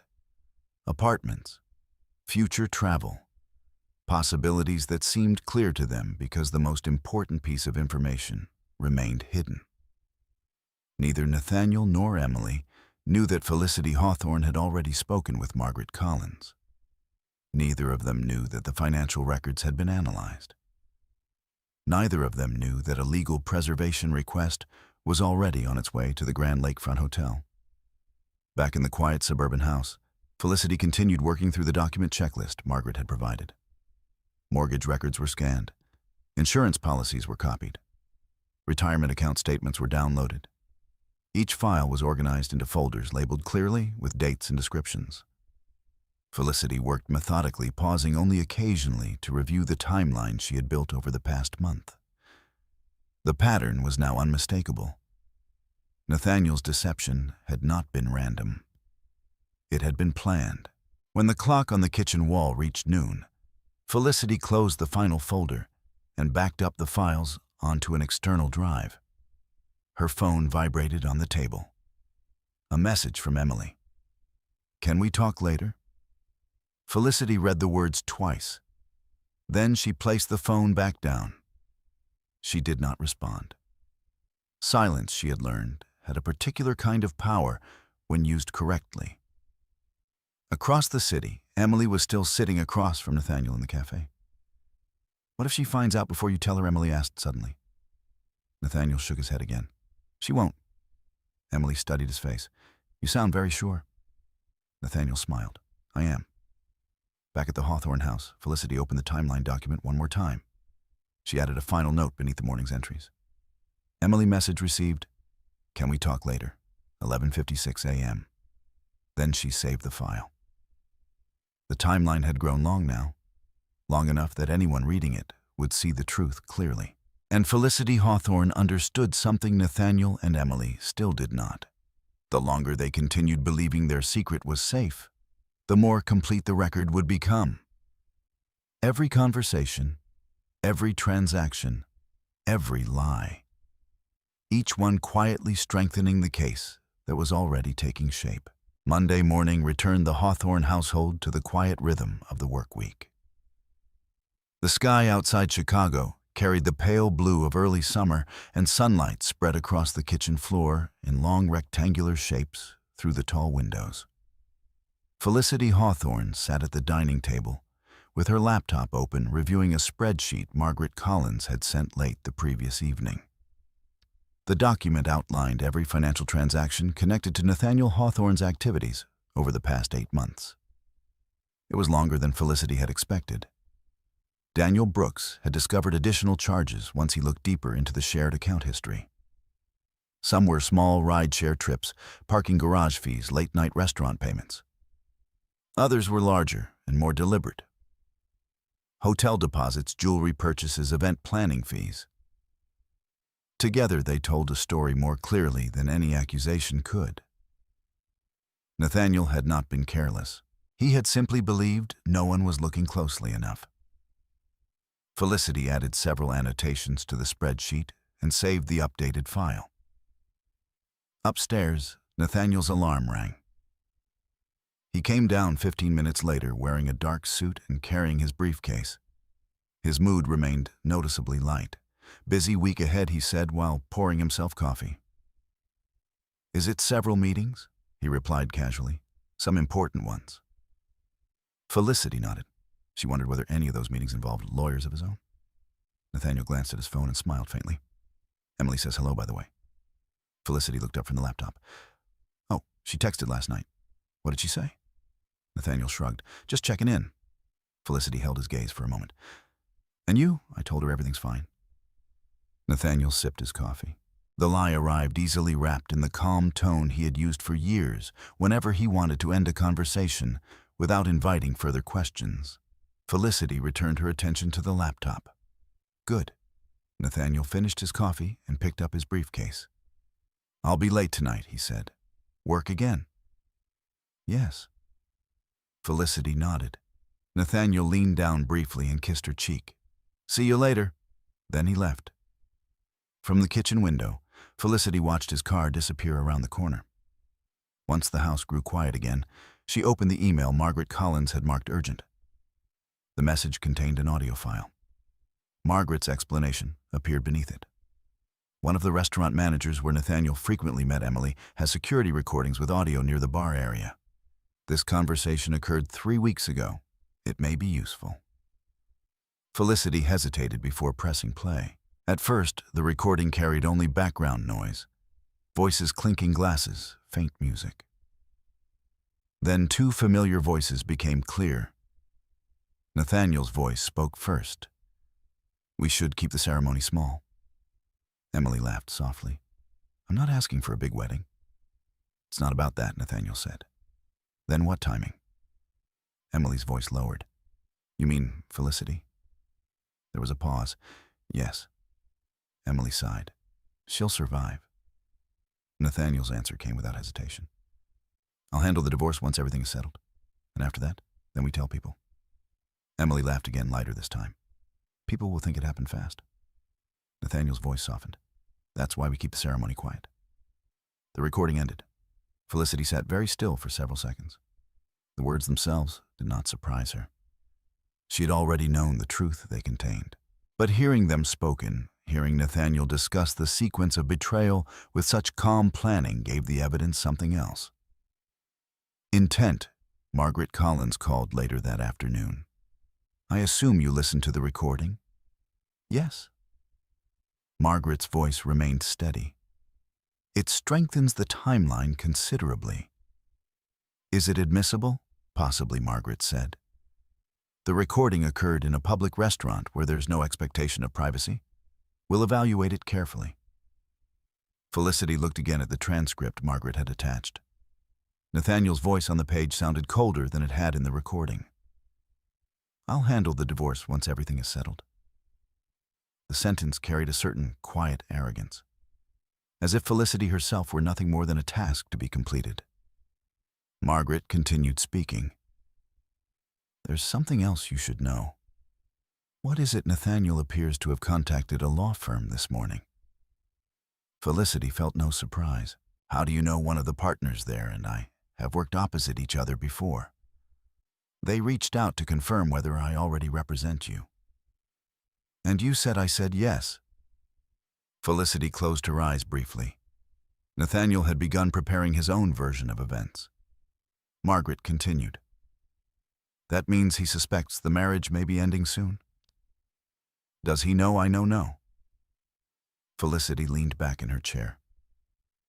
"He probably believes he's preparing first." Margaret's tone carried a hint of approval. "That assumption works in our favor." Across the city, Nathaniel Hawthorne sat in a quiet conference room at a downtown law firm. The attorney across the table was younger than Margaret Collins, with an efficient manner and quick eyes. So the lawyer said, folding his hands, "You're considering divorce?" Nathaniel nodded. "Yes." "Is your spouse aware?" "Not yet." The lawyer made a short note. "And you're currently involved with someone else?" Nathaniel hesitated briefly. "Yes." "Anyone your spouse knows?" Nathaniel looked away for a moment. "My sister-in-law." The lawyer's pen paused above the paper. "That adds complications." Nathaniel shifted slightly in his chair. "We had a private ceremony this weekend." The lawyer leaned back slowly. "Mr. Hawthorne, you're still legally married." "I know." The lawyer sighed quietly. "Then the situation is more serious than you might realize." Nathaniel frowned. "What do you mean? If your spouse can show financial misuse, deception, and intent surrounding that ceremony, the court will look at the case very closely." Nathaniel's confidence faltered slightly. "It was private." "That doesn't necessarily matter." Nathaniel leaned forward. "What should I do?" The lawyer's answer was careful. "For now, we prepare. Documentation, disclosure, negotiation, strategy." Nathaniel nodded slowly. Back in the Hawthorne house, Felicity had already added the audio transcript to the evidence folder. She reviewed the timeline again. Every piece now connected. Financial records, emails, hotel reservations, audio evidence, witnesses at the ceremony. The structure Margaret Collins had described during their first meeting was nearly complete. Silence had allowed the truth to remain intact long enough to be documented. And now the documentation itself was becoming something stronger. A legal narrative. At 6:45 that evening, Nathaniel returned home. He entered the kitchen with a slightly tense expression of a man who had spent the day thinking carefully. "How was your day?" he asked. "Quiet." Nathaniel nodded. He stood beside the counter for a moment before speaking again. "Felicity." "Yes, I've been thinking about some things." Felicity waited. Nathaniel hesitated, then stopped himself. "Never mind," he said. "We'll talk later." Felicity watched him leave the kitchen. Nathaniel believed he was approaching a moment of control, the moment when he would reveal the truth on his own terms.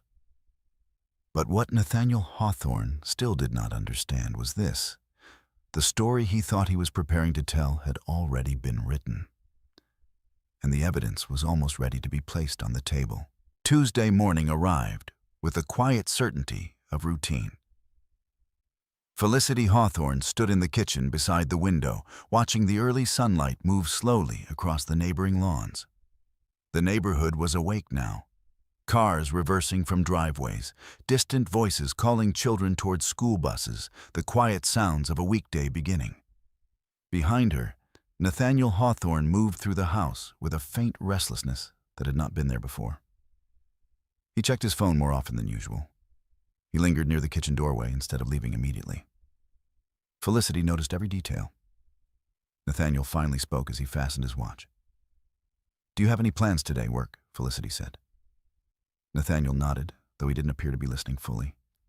He seemed to be measuring something in his own mind. The attorney he had visited the previous day had left him unsettled.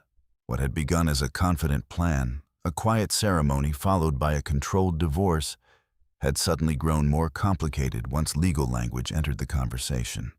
Financial exposure, disclosure obligations, potential court scrutiny.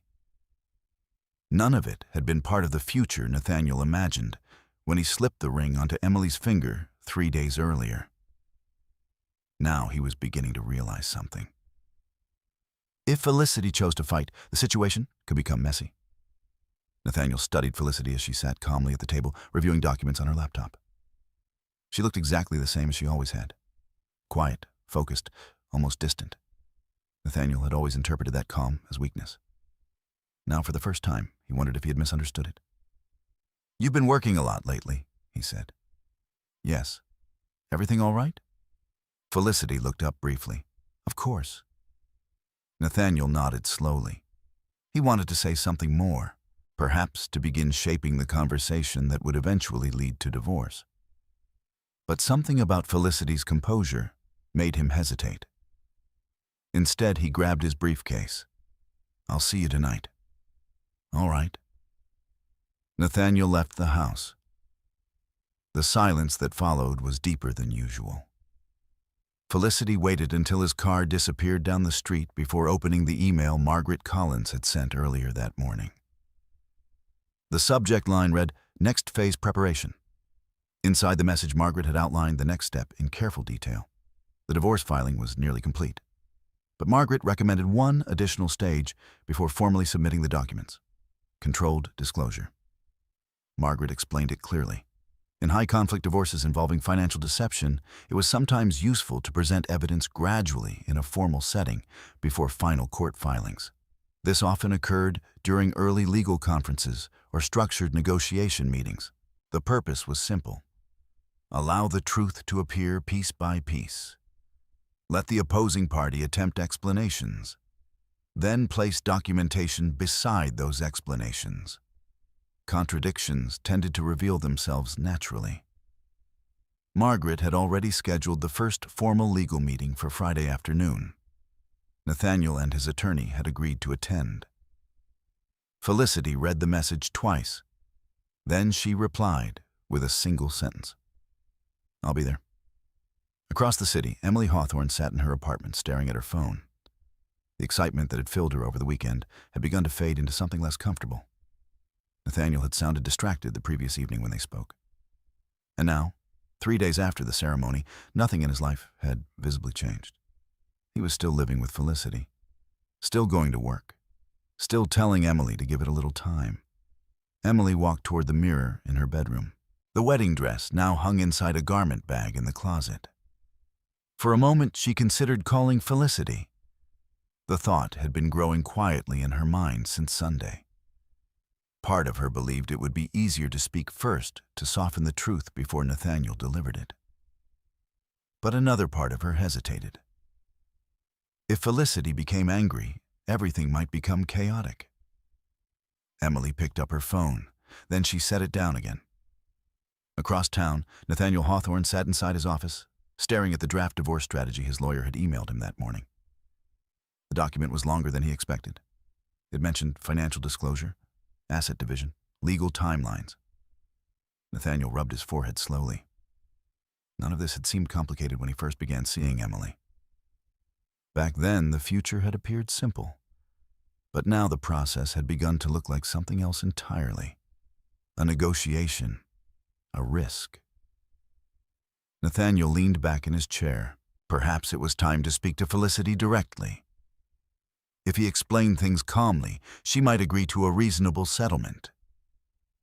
Felicity had always preferred peace over confrontation. Yes, that would be the best approach. Nathaniel checked the time. He would talk to her that evening. Back in the Hawthorne house, Felicity continued working through Margaret's preparation list. She organized printed documents inside labeled folders: financial records, communication transcripts, the restaurant audio recording, the hotel reservation confirmation, and finally, the timeline. By mid-afternoon, the evidence file had grown thick enough that the folder barely closed. Felicity placed it inside her briefcase. For several seconds, she sat quietly at the dining table. She knew exactly what Nathaniel believed would happen next. He believed he would control the narrative. He believed he would explain the situation in calm, reasonable terms. He believed Felicity would react with hurt, perhaps even tears. But ultimately, she would accept the outcome. He had always mistaken silence for surrender. That misunderstanding was about to become expensive. Nathaniel returned home just after 7 that evening. He entered the house slowly, as if rehearsing a conversation in his mind. Felicity was in the living room reading. "Nathaniel," she said calmly. "Felicity." He sat down across from her. For a moment, neither of them spoke. Then Nathaniel cleared his throat. "There's something we need to discuss." Felicity closed the book gently.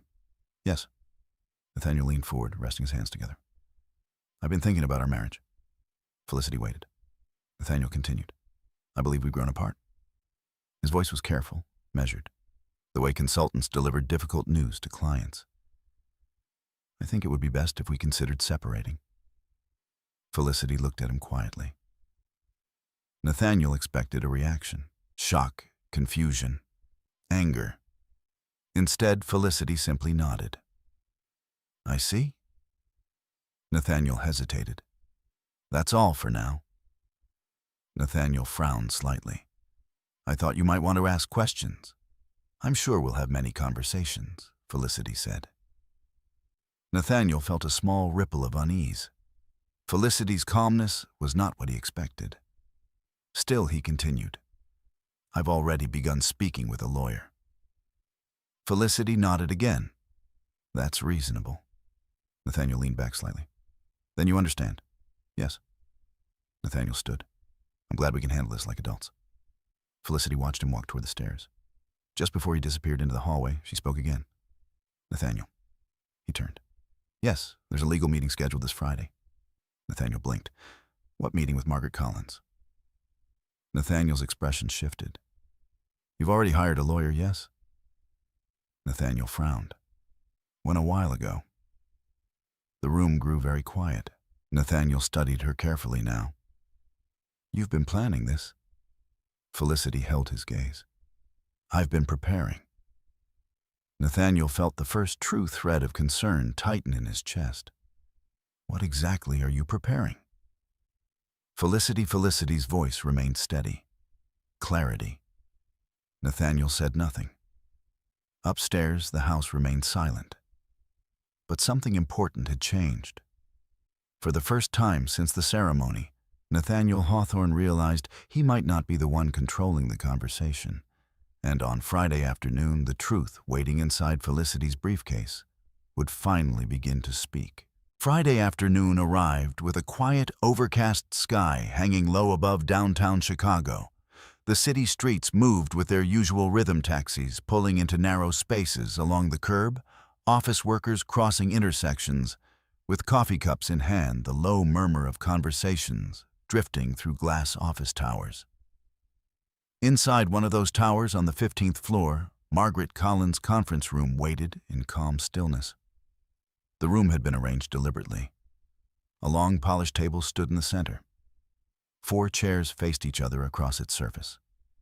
A small carafe of water rested beside neatly stacked legal pads. The atmosphere carried the quiet neutrality that law offices often cultivated, spaces designed to hold difficult conversations without emotion spilling over. Margaret Collins arrived first. She placed 2 folders on the table, both thick with carefully organized documents. One belonged to Felicity Hawthorne. The other was a duplicate set of selected materials that would be revealed gradually during the meeting. A few minutes later, Felicity entered. She wore a dark navy blazer and carried the same leather briefcase she had brought to the hotel a week earlier. Her posture was straight, her movements unhurried. "Good afternoon," Margaret said. "Good afternoon." Felicity sat beside Margaret and placed the briefcase on the table. "Are you ready?" Margaret asked quietly. "Yes?" Margaret studied her client for a moment. Many people arrived at meetings like this, visibly shaken. Others came angry, determined to argue. Felicity carried neither expression. She looked composed, prepared. Margaret appreciated that. At exactly 2:03 p.m., the conference room door opened again. Nathaniel Hawthorne entered with his attorney. The lawyer was a man in his late 30s named Christopher Alden. Sharp-featured, professionally confident, and already aware that the meeting would likely involve uncomfortable facts. Nathaniel's expression remained controlled as he walked into the room. He glanced briefly at Felicity before sitting across from her. "Felicity," he said. "Nathaniel." Christopher Alden introduced himself and shook Margaret Collins' hand. Margaret returned the greeting with equal politeness. Once everyone was seated, the room grew still. Christopher Alden spoke first. "My client and I understand this meeting concerns the dissolution of the Hawthorne marriage." Margaret nodded. "That is correct." Nathaniel folded his hands on the table. "I'm hoping we can handle this efficiently," he said. Margaret's voice remained calm. "That depends on the clarity of the facts." Nathaniel leaned slightly back in his chair. "I've already explained to Felicity that I believe the marriage has run its course." Margaret opened the first folder. "Yes. We're aware of your position. She slid a single sheet across the table. This is a summary of financial activity connected to the marital account over the past 8 months. Christopher Alden picked up the document first. His eyes moved quickly down the columns. Restaurant expenses, hotel charges, transportation receipts, jewelry purchases. He glanced briefly at Nathaniel. Are these accurate? He asked. Nathaniel frowned. They appear to be ordinary expenses. Margaret's voice remained even, not entirely.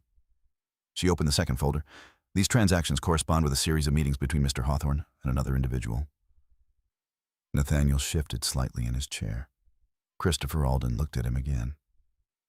Nathaniel exhaled. Yes, I've been seeing someone. Christopher Alden nodded slowly. That's not uncommon in divorce cases. Margaret turned another page. This particular relationship, however, involved the use of approximately $23,000 of marital funds. Christopher Alden's expression tightened slightly. That number would need to be verified. It has been, Margaret replied. She slid another document across the table. This one contained the detailed breakdown Daniel Brooks had prepared. Christopher Alden studied it carefully. Nathaniel watched the document pass between the lawyers with growing unease. Margaret continued speaking. Financial dissipation of marital assets is one matter. She paused. But there is a second issue.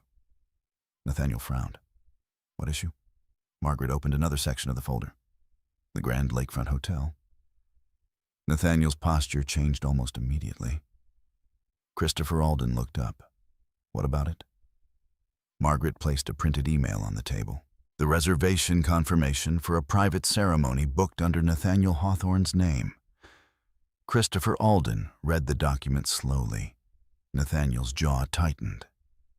Where did you get that? He asked. Margaret did not answer the question. Instead, she slid another sheet forward. This reservation included a bridal preparation suite. Christopher Alden looked at Nathaniel again. Nathaniel's voice was tight. It was a private event. Margaret nodded calmly. Yes. She turned one more page, and the bride listed for that ceremony was Emily Hawthorne. The room became very quiet. Christopher Alden stopped writing. His pen hovered above the legal pad for several seconds before he lowered it slowly. Nathaniel, he said quietly, is that correct? Nathaniel did not answer immediately. Across the table, Felicity remained completely still. She had not spoken once since the meeting began. Margaret continued. The ceremony occurred last Saturday at approximately 12:30 p.m. in the Lakeview Suite Ballroom. Christopher Alden leaned back in his chair. You conducted a wedding ceremony while still legally married. Nathaniel's voice dropped. It was symbolic. Margaret placed another document on the table. The ceremony was witnessed by several guests and officiated by a licensed officiant. Christopher Alden closed his eyes briefly. This complicates things, he said quietly. Margaret nodded. Yes. Nathaniel's voice rose slightly now. This has nothing to do with the divorce itself. Margaret met his gaze evenly. It has everything to do with intent. She opened the final section of the folder. And we also have supporting audio evidence. Christopher Alden looked up sharply. Audio. Margaret slid the transcript across the table. Christopher read the highlighted lines silently. Emily's voice, Nathaniel's voice. We keep the ceremony quiet. I'll handle the divorce once everything is settled. Christopher Alden placed the transcript down slowly. Nathaniel stared at the page. His earlier confidence had disappeared completely now. The room had shifted. He could feel it. Margaret finally folded her hands together. Mr. Hawthorne, she said calmly, our position is straightforward. Nathaniel said nothing. Margaret continued. Your actions constitute financial dissipation deception regarding marital assets and a deliberate attempt to establish a second marital relationship before the legal dissolution of the first. Christopher Alden spoke carefully now. What is your client requesting? Margaret turned to Felicity. For the first time since the meeting began, Felicity Hawthorne spoke. Her voice was quiet, measured. I'm requesting the truth be recognized. Christopher Alden waited. And legally, he asked. Margaret answered. A fair division of marital assets, full financial disclosure, and compensation for dissipated funds. Nathaniel leaned forward suddenly. You're making this a spectacle. Felicity met his eyes calmly. No. Her voice remained steady. You did that. The room fell silent again. Nathaniel realized something in that moment that had not fully settled in his mind until now. Felicity had known, not just recently, for weeks, perhaps longer. And during that time, she had not shouted. She had not argued. She had not even confronted him. She had simply documented everything. The realization felt heavier than any accusation. Across the table, Margaret Collins closed the folder gently. This meeting is only the beginning, she said. And Nathaniel Hawthorne finally understood something he had never considered before. Felicity Hawthorne had not been quiet because she was powerless. She had been quiet because she was building the case. The silence that followed Margaret Collins' final statement was not dramatic. There was no shouting. No one slammed their hands against the table. But something important had shifted in the room. Nathaniel Hawthorne felt it immediately. For years, he had understood conversations like negotiation spaces where confidence, timing, and persuasion could reshape outcomes. That was the skill his career had trained him to rely on. When a discussion began poorly, he simply adjusted the narrative. But the papers on the table were not part of a conversation. They were a record, and records did not bend easily. Christopher Alden leaned forward slowly, his expression now far more cautious than it had been at the beginning of the meeting. Nathaniel, he said quietly, I need you to answer something clearly. Nathaniel kept his eyes on the documents. Yes.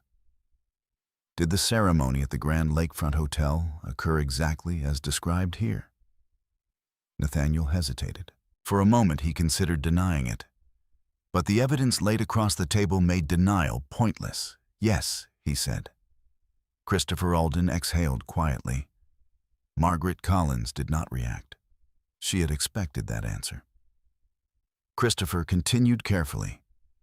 And Emily Hawthorne, your sister-in-law, was the bride. Nathaniel nodded once. Yes. Christopher leaned back again, pressing his fingers against the bridge of his nose for a moment. This creates significant legal exposure. Nathaniel's voice sharpened slightly. It wasn't a legal marriage. That isn't the issue, Christopher replied. The issue is intent and financial conduct. Across the table, Felicity Hawthorne watched the exchange without interruption. She did not appear satisfied. She did not appear angry. She simply listened. Margaret Collins opened the folder again and slid another document across the table.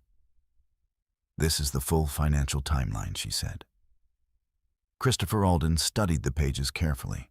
Restaurant charges, hotel deposits, transportation, the jewelry purchase. Each entry connected to a specific date. Each date matched communications and travel claims Nathaniel had made to Felicity. Christopher's voice was quieter when he spoke again. These transactions were all paid from the marital account. Margaret nodded. Yes. Christopher turned toward Nathaniel. Why Nathaniel shifted in his chair. It was temporary. Christopher stared at him. Temporary, I intended to reimburse the account later. Christopher did not respond immediately. He had practiced family law long enough to recognize a losing explanation when he heard one, no instant. Across the table, Margaret closed another section of the folder. There is also the matter of the audio recording. Christopher Alden lifted the transcript again.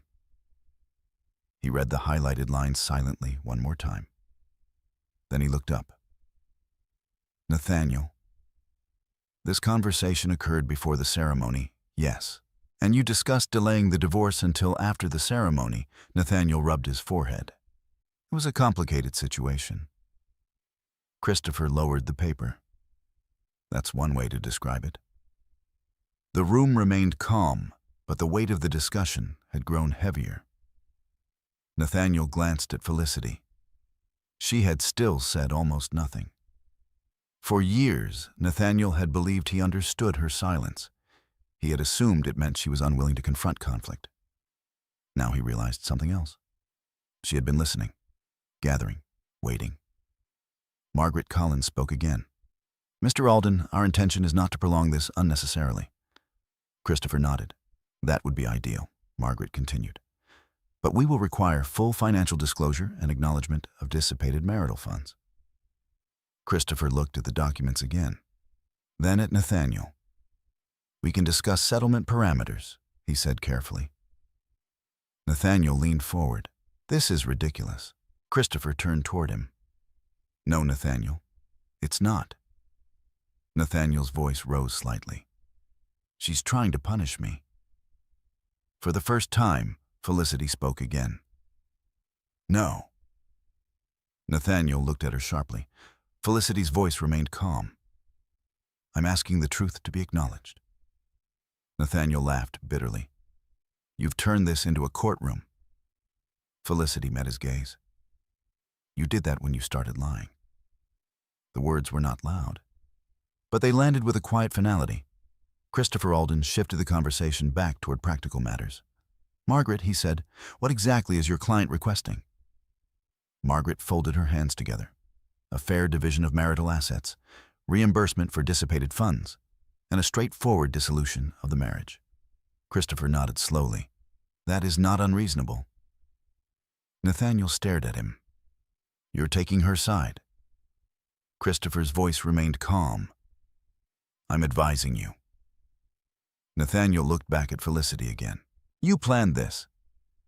Felicity did not deny it. "I prepared." Nathaniel shook his head. For how long? Felicity paused before answering. "Long enough."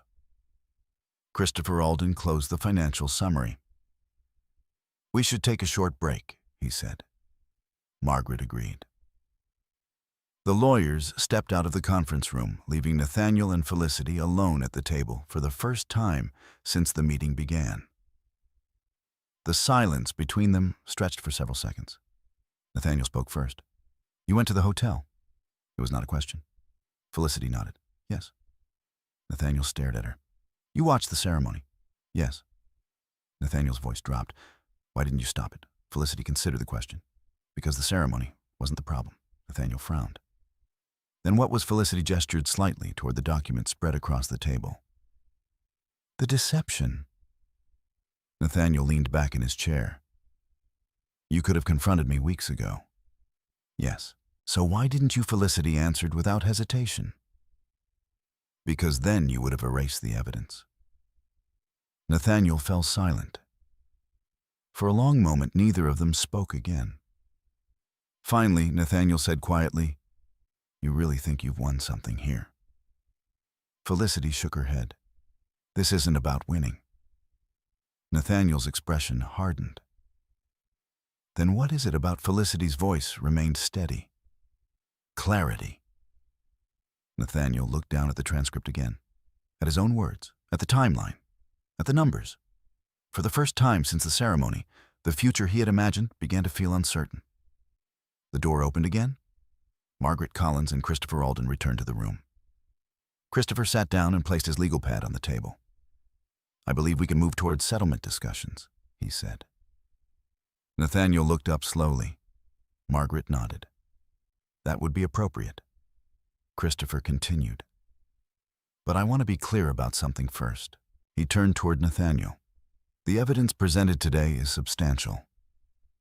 Nathaniel said nothing. Christopher's tone remained professional. "If this proceeds to court, the documentation will likely carry significant weight." Nathaniel's shoulders sank slightly. The room grew quiet once more. Across the table, Felicity Hawthorne sat exactly as she had since the meeting began. Calm, composed, and almost impossibly still. For months, Nathaniel had believed he was managing a secret. What he had actually been doing was writing a record. And now the record was speaking louder than any explanation he could offer. The break in the conference room had been brief, but when the lawyers returned to the table, the atmosphere had shifted again. The conversation was no longer about discovery. It was about consequence. Christopher Alden sat down slowly, his posture more measured now. The confidence he had carried into the meeting earlier had been replaced with something closer to caution. Across from him, Margaret Collins closed the evidence folder and placed her hands calmly on the table. For several seconds, no one spoke. Nathaniel Hawthorne sat with his shoulders slightly forward, his gaze fixed on the documents that had dismantled the narrative he believed he could control. Christopher finally cleared his throat.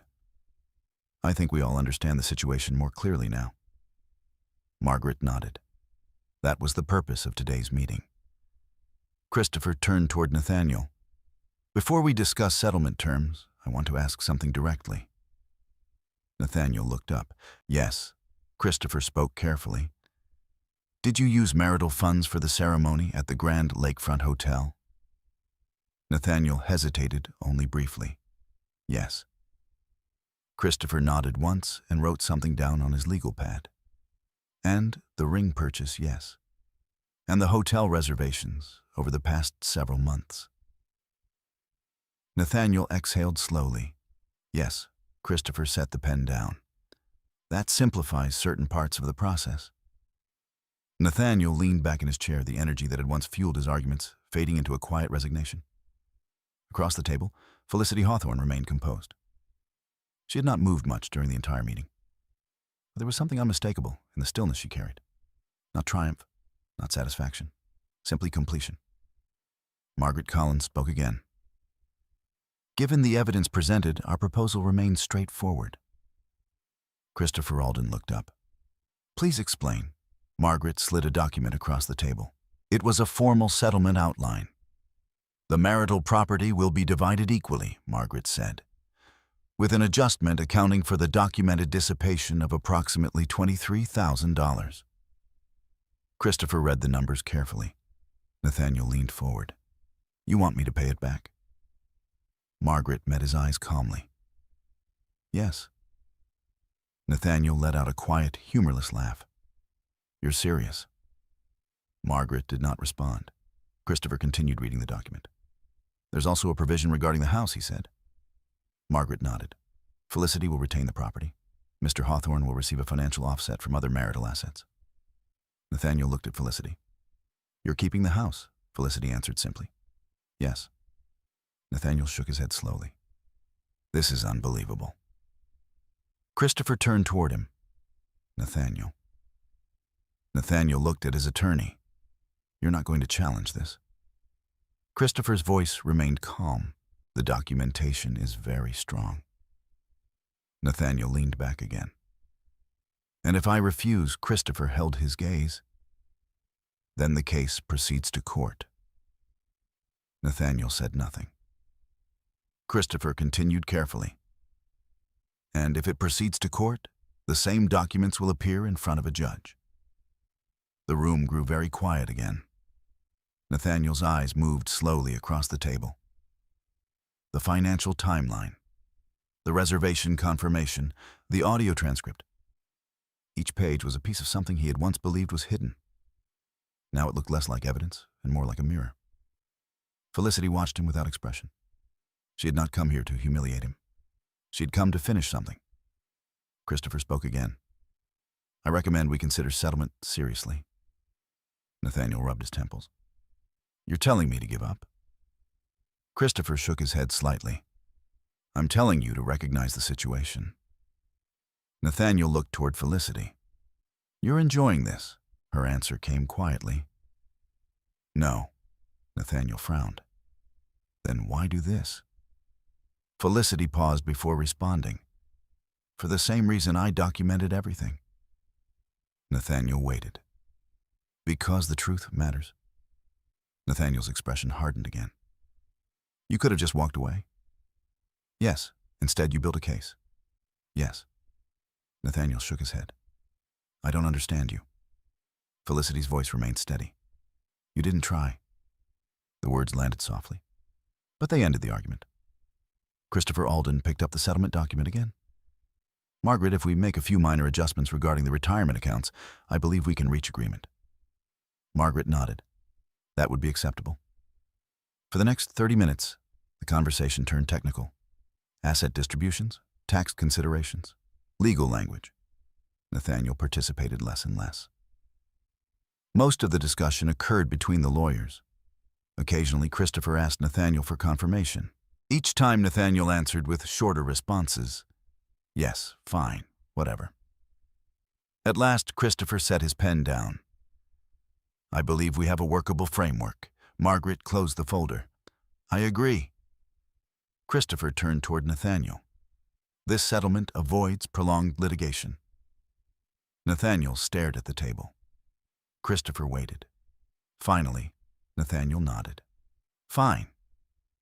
Margaret made one final note. We will draft the official documents and circulate them for signature.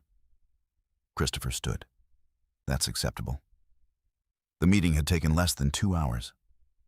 But the life Nathaniel Hawthorne had imagined for himself had changed completely during that time. The ceremony at the hotel had felt like the beginning of something new. Instead, it had become a piece of evidence. The lawyers gathered their papers. Christopher stepped toward the door. Nathaniel, he said quietly, we should go. Nathaniel stood slowly. For a moment he looked toward Felicity. You really planned all this? Felicity met his eyes. I prepared. Nathaniel exhaled. Then he turned and followed Christopher out of the room. The door closed behind them. Margaret Collins remained seated across from Felicity. Well, she said softly. Yes, Felicity replied. Margaret studied her client carefully. You handled that remarkably well. Felicity did not respond immediately. Instead, she looked at the folder on the table. Inside were the records she had spent weeks assembling. The quiet evidence of a marriage ending. Finally, she closed the folder. It's finished, she said. Margaret nodded. Almost. Felicity stood and picked up her briefcase. Through the tall windows behind Margaret's desk, the afternoon light had begun to soften over the Chicago skyline. The city looked exactly the same as it had that morning. But Felicity Hawthorne understood something clearly now. The hardest part had never been discovering the truth. The hardest part had been waiting long enough for the truth to stand on its own, and now it had. The final papers arrived 3 weeks later. By then, the early summer heat had settled over Chicago in long, warm afternoons that stretched into quiet evenings. The Hawthorne house stood on its familiar street exactly as it always had. Gray siding, trimmed hedges, the same small maple tree near the front steps. Inside the house, however, the atmosphere had changed in ways that were difficult to describe.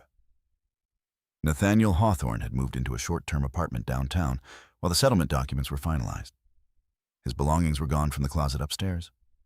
His books had disappeared from the shelves in the study. The house had grown quieter. Not empty, just clear. Felicity Hawthorne sat at the dining table with a thin stack of legal papers in front of her. The documents were precise and unremarkable to anyone unfamiliar with the story behind them. A formal dissolution of marriage, asset distribution, financial reimbursement for dissipated marital funds. Nothing in the language described betrayal. Nothing in the language mentioned Emily Hawthorne. The law rarely concerned itself with the emotional shape of a story. It concerned facts, and the facts had now been recognized. Margaret Collins sat across from Felicity with a pen resting beside the final page. You can take your time, Margaret said. Felicity nodded. She read the final paragraph again. The marriage between Felicity Hawthorne and Nathaniel Hawthorne is hereby dissolved under the laws of the state of Illinois. 9 years of marriage summarized in a single sentence. Felicity signed the page calmly. Margaret collected the documents and added her own signature where required. It will be filed this afternoon, Margaret said. Felicity thanked her and stood. The legal work was finished, but closure rarely arrived at the same moment as paperwork. Later that evening, Felicity returned home. The house greeted her with the quiet familiarity she had known for years. But without Nathaniel's presence, the silence felt different. Not tense, not heavy, just peaceful. She walked slowly through the rooms. The living room looked almost untouched. The books remained on the shelves. The photographs still rested in their frames, vacations, family gatherings, moments that had once belonged to a shared life. Felicity paused beside one photograph in particular. It showed the three of them standing together several years earlier. Felicity, Nathaniel, Emily. The image captured an afternoon on the lakeshore, sunlight bright across the water behind them. Everyone in the picture was smiling. Felicity studied the photograph for a moment longer.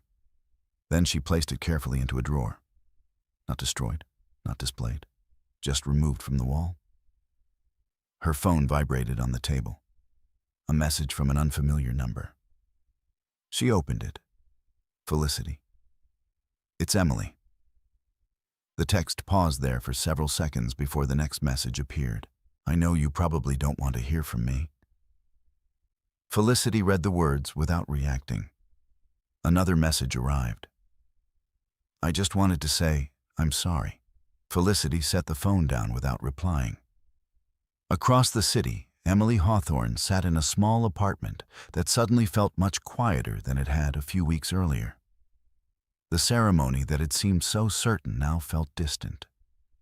Nathaniel's divorce settlement had forced them to reconsider many of the plans they had imagined together. Some of those plans had already begun to unravel. Emily stared at the phone screen, waiting for Felicity's response. None came. Back in the Hawthorne house, Felicity walked out onto the back patio. The evening air carried the soft warmth of early summer. Somewhere nearby, a neighbor's radio played faint music. Felicity sat in one of the patio chairs and watched the sky slowly darken. For weeks, she had been focused on documentation, records, timelines, evidence. Now those tasks were finished. The silence that remained felt different. It was no longer the silence of observation. It was the silence of completion. Inside the house, the phone vibrated once more. Emily had sent another message. I never meant to hurt you like this. Felicity returned inside and looked at the screen. For a long moment, she considered whether to respond. There were many things she could say.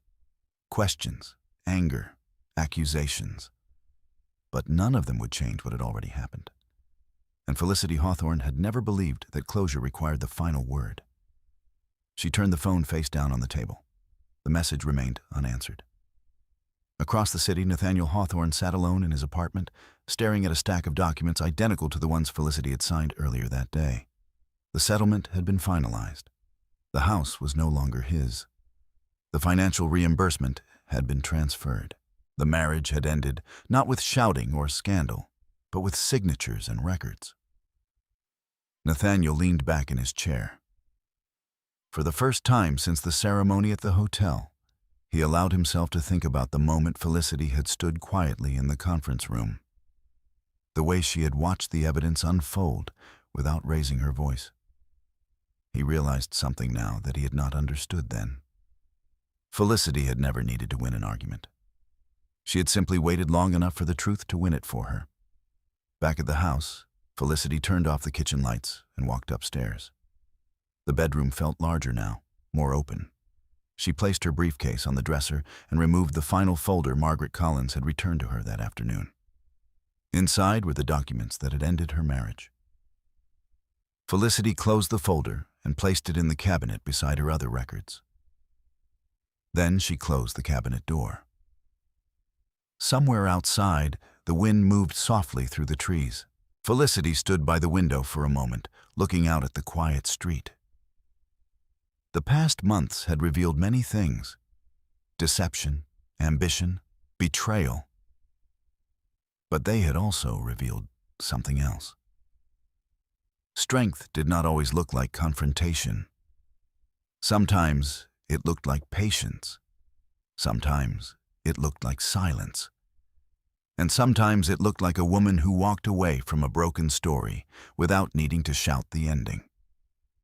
Felicity Hawthorne turned off the light, and for the first time in many weeks, the house finally slept. The story of Felicity Hawthorne does not end with a courtroom victory or a dramatic confrontation. There were no shouted accusations in a hotel ballroom, no public humiliation, no revenge. What remained instead was something quieter, a woman who chose to observe before reacting, to document before accusing, to let the truth grow strong enough that it no longer needed her voice to defend it. In a world that often celebrates loud victories, Felicity's strength was different. She didn't destroy the people who betrayed her. She simply stepped out of the story they had tried to build around her. And when the truth was finally placed on the table, emails, bank records, recordings, timelines, no one needed to raise their voice. The facts spoke clearly enough. Sometimes justice arrives like a storm, but sometimes it arrives quietly, in signatures, in documents, in the calm decision to walk away with dignity intact. If this story stayed with you, I'd love to hear where you're watching from and what time it is where you are right now. Stories like this travel farther than we expect, and it's always meaningful to see how many different corners of the world are listening. And if you believe stories about quiet strength, truth, and dignity deserve to be told more often, you're welcome to subscribe and follow the channel. Not for noise, just for more stories that remind us that sometimes the strongest ending is the one that doesn't need to shout.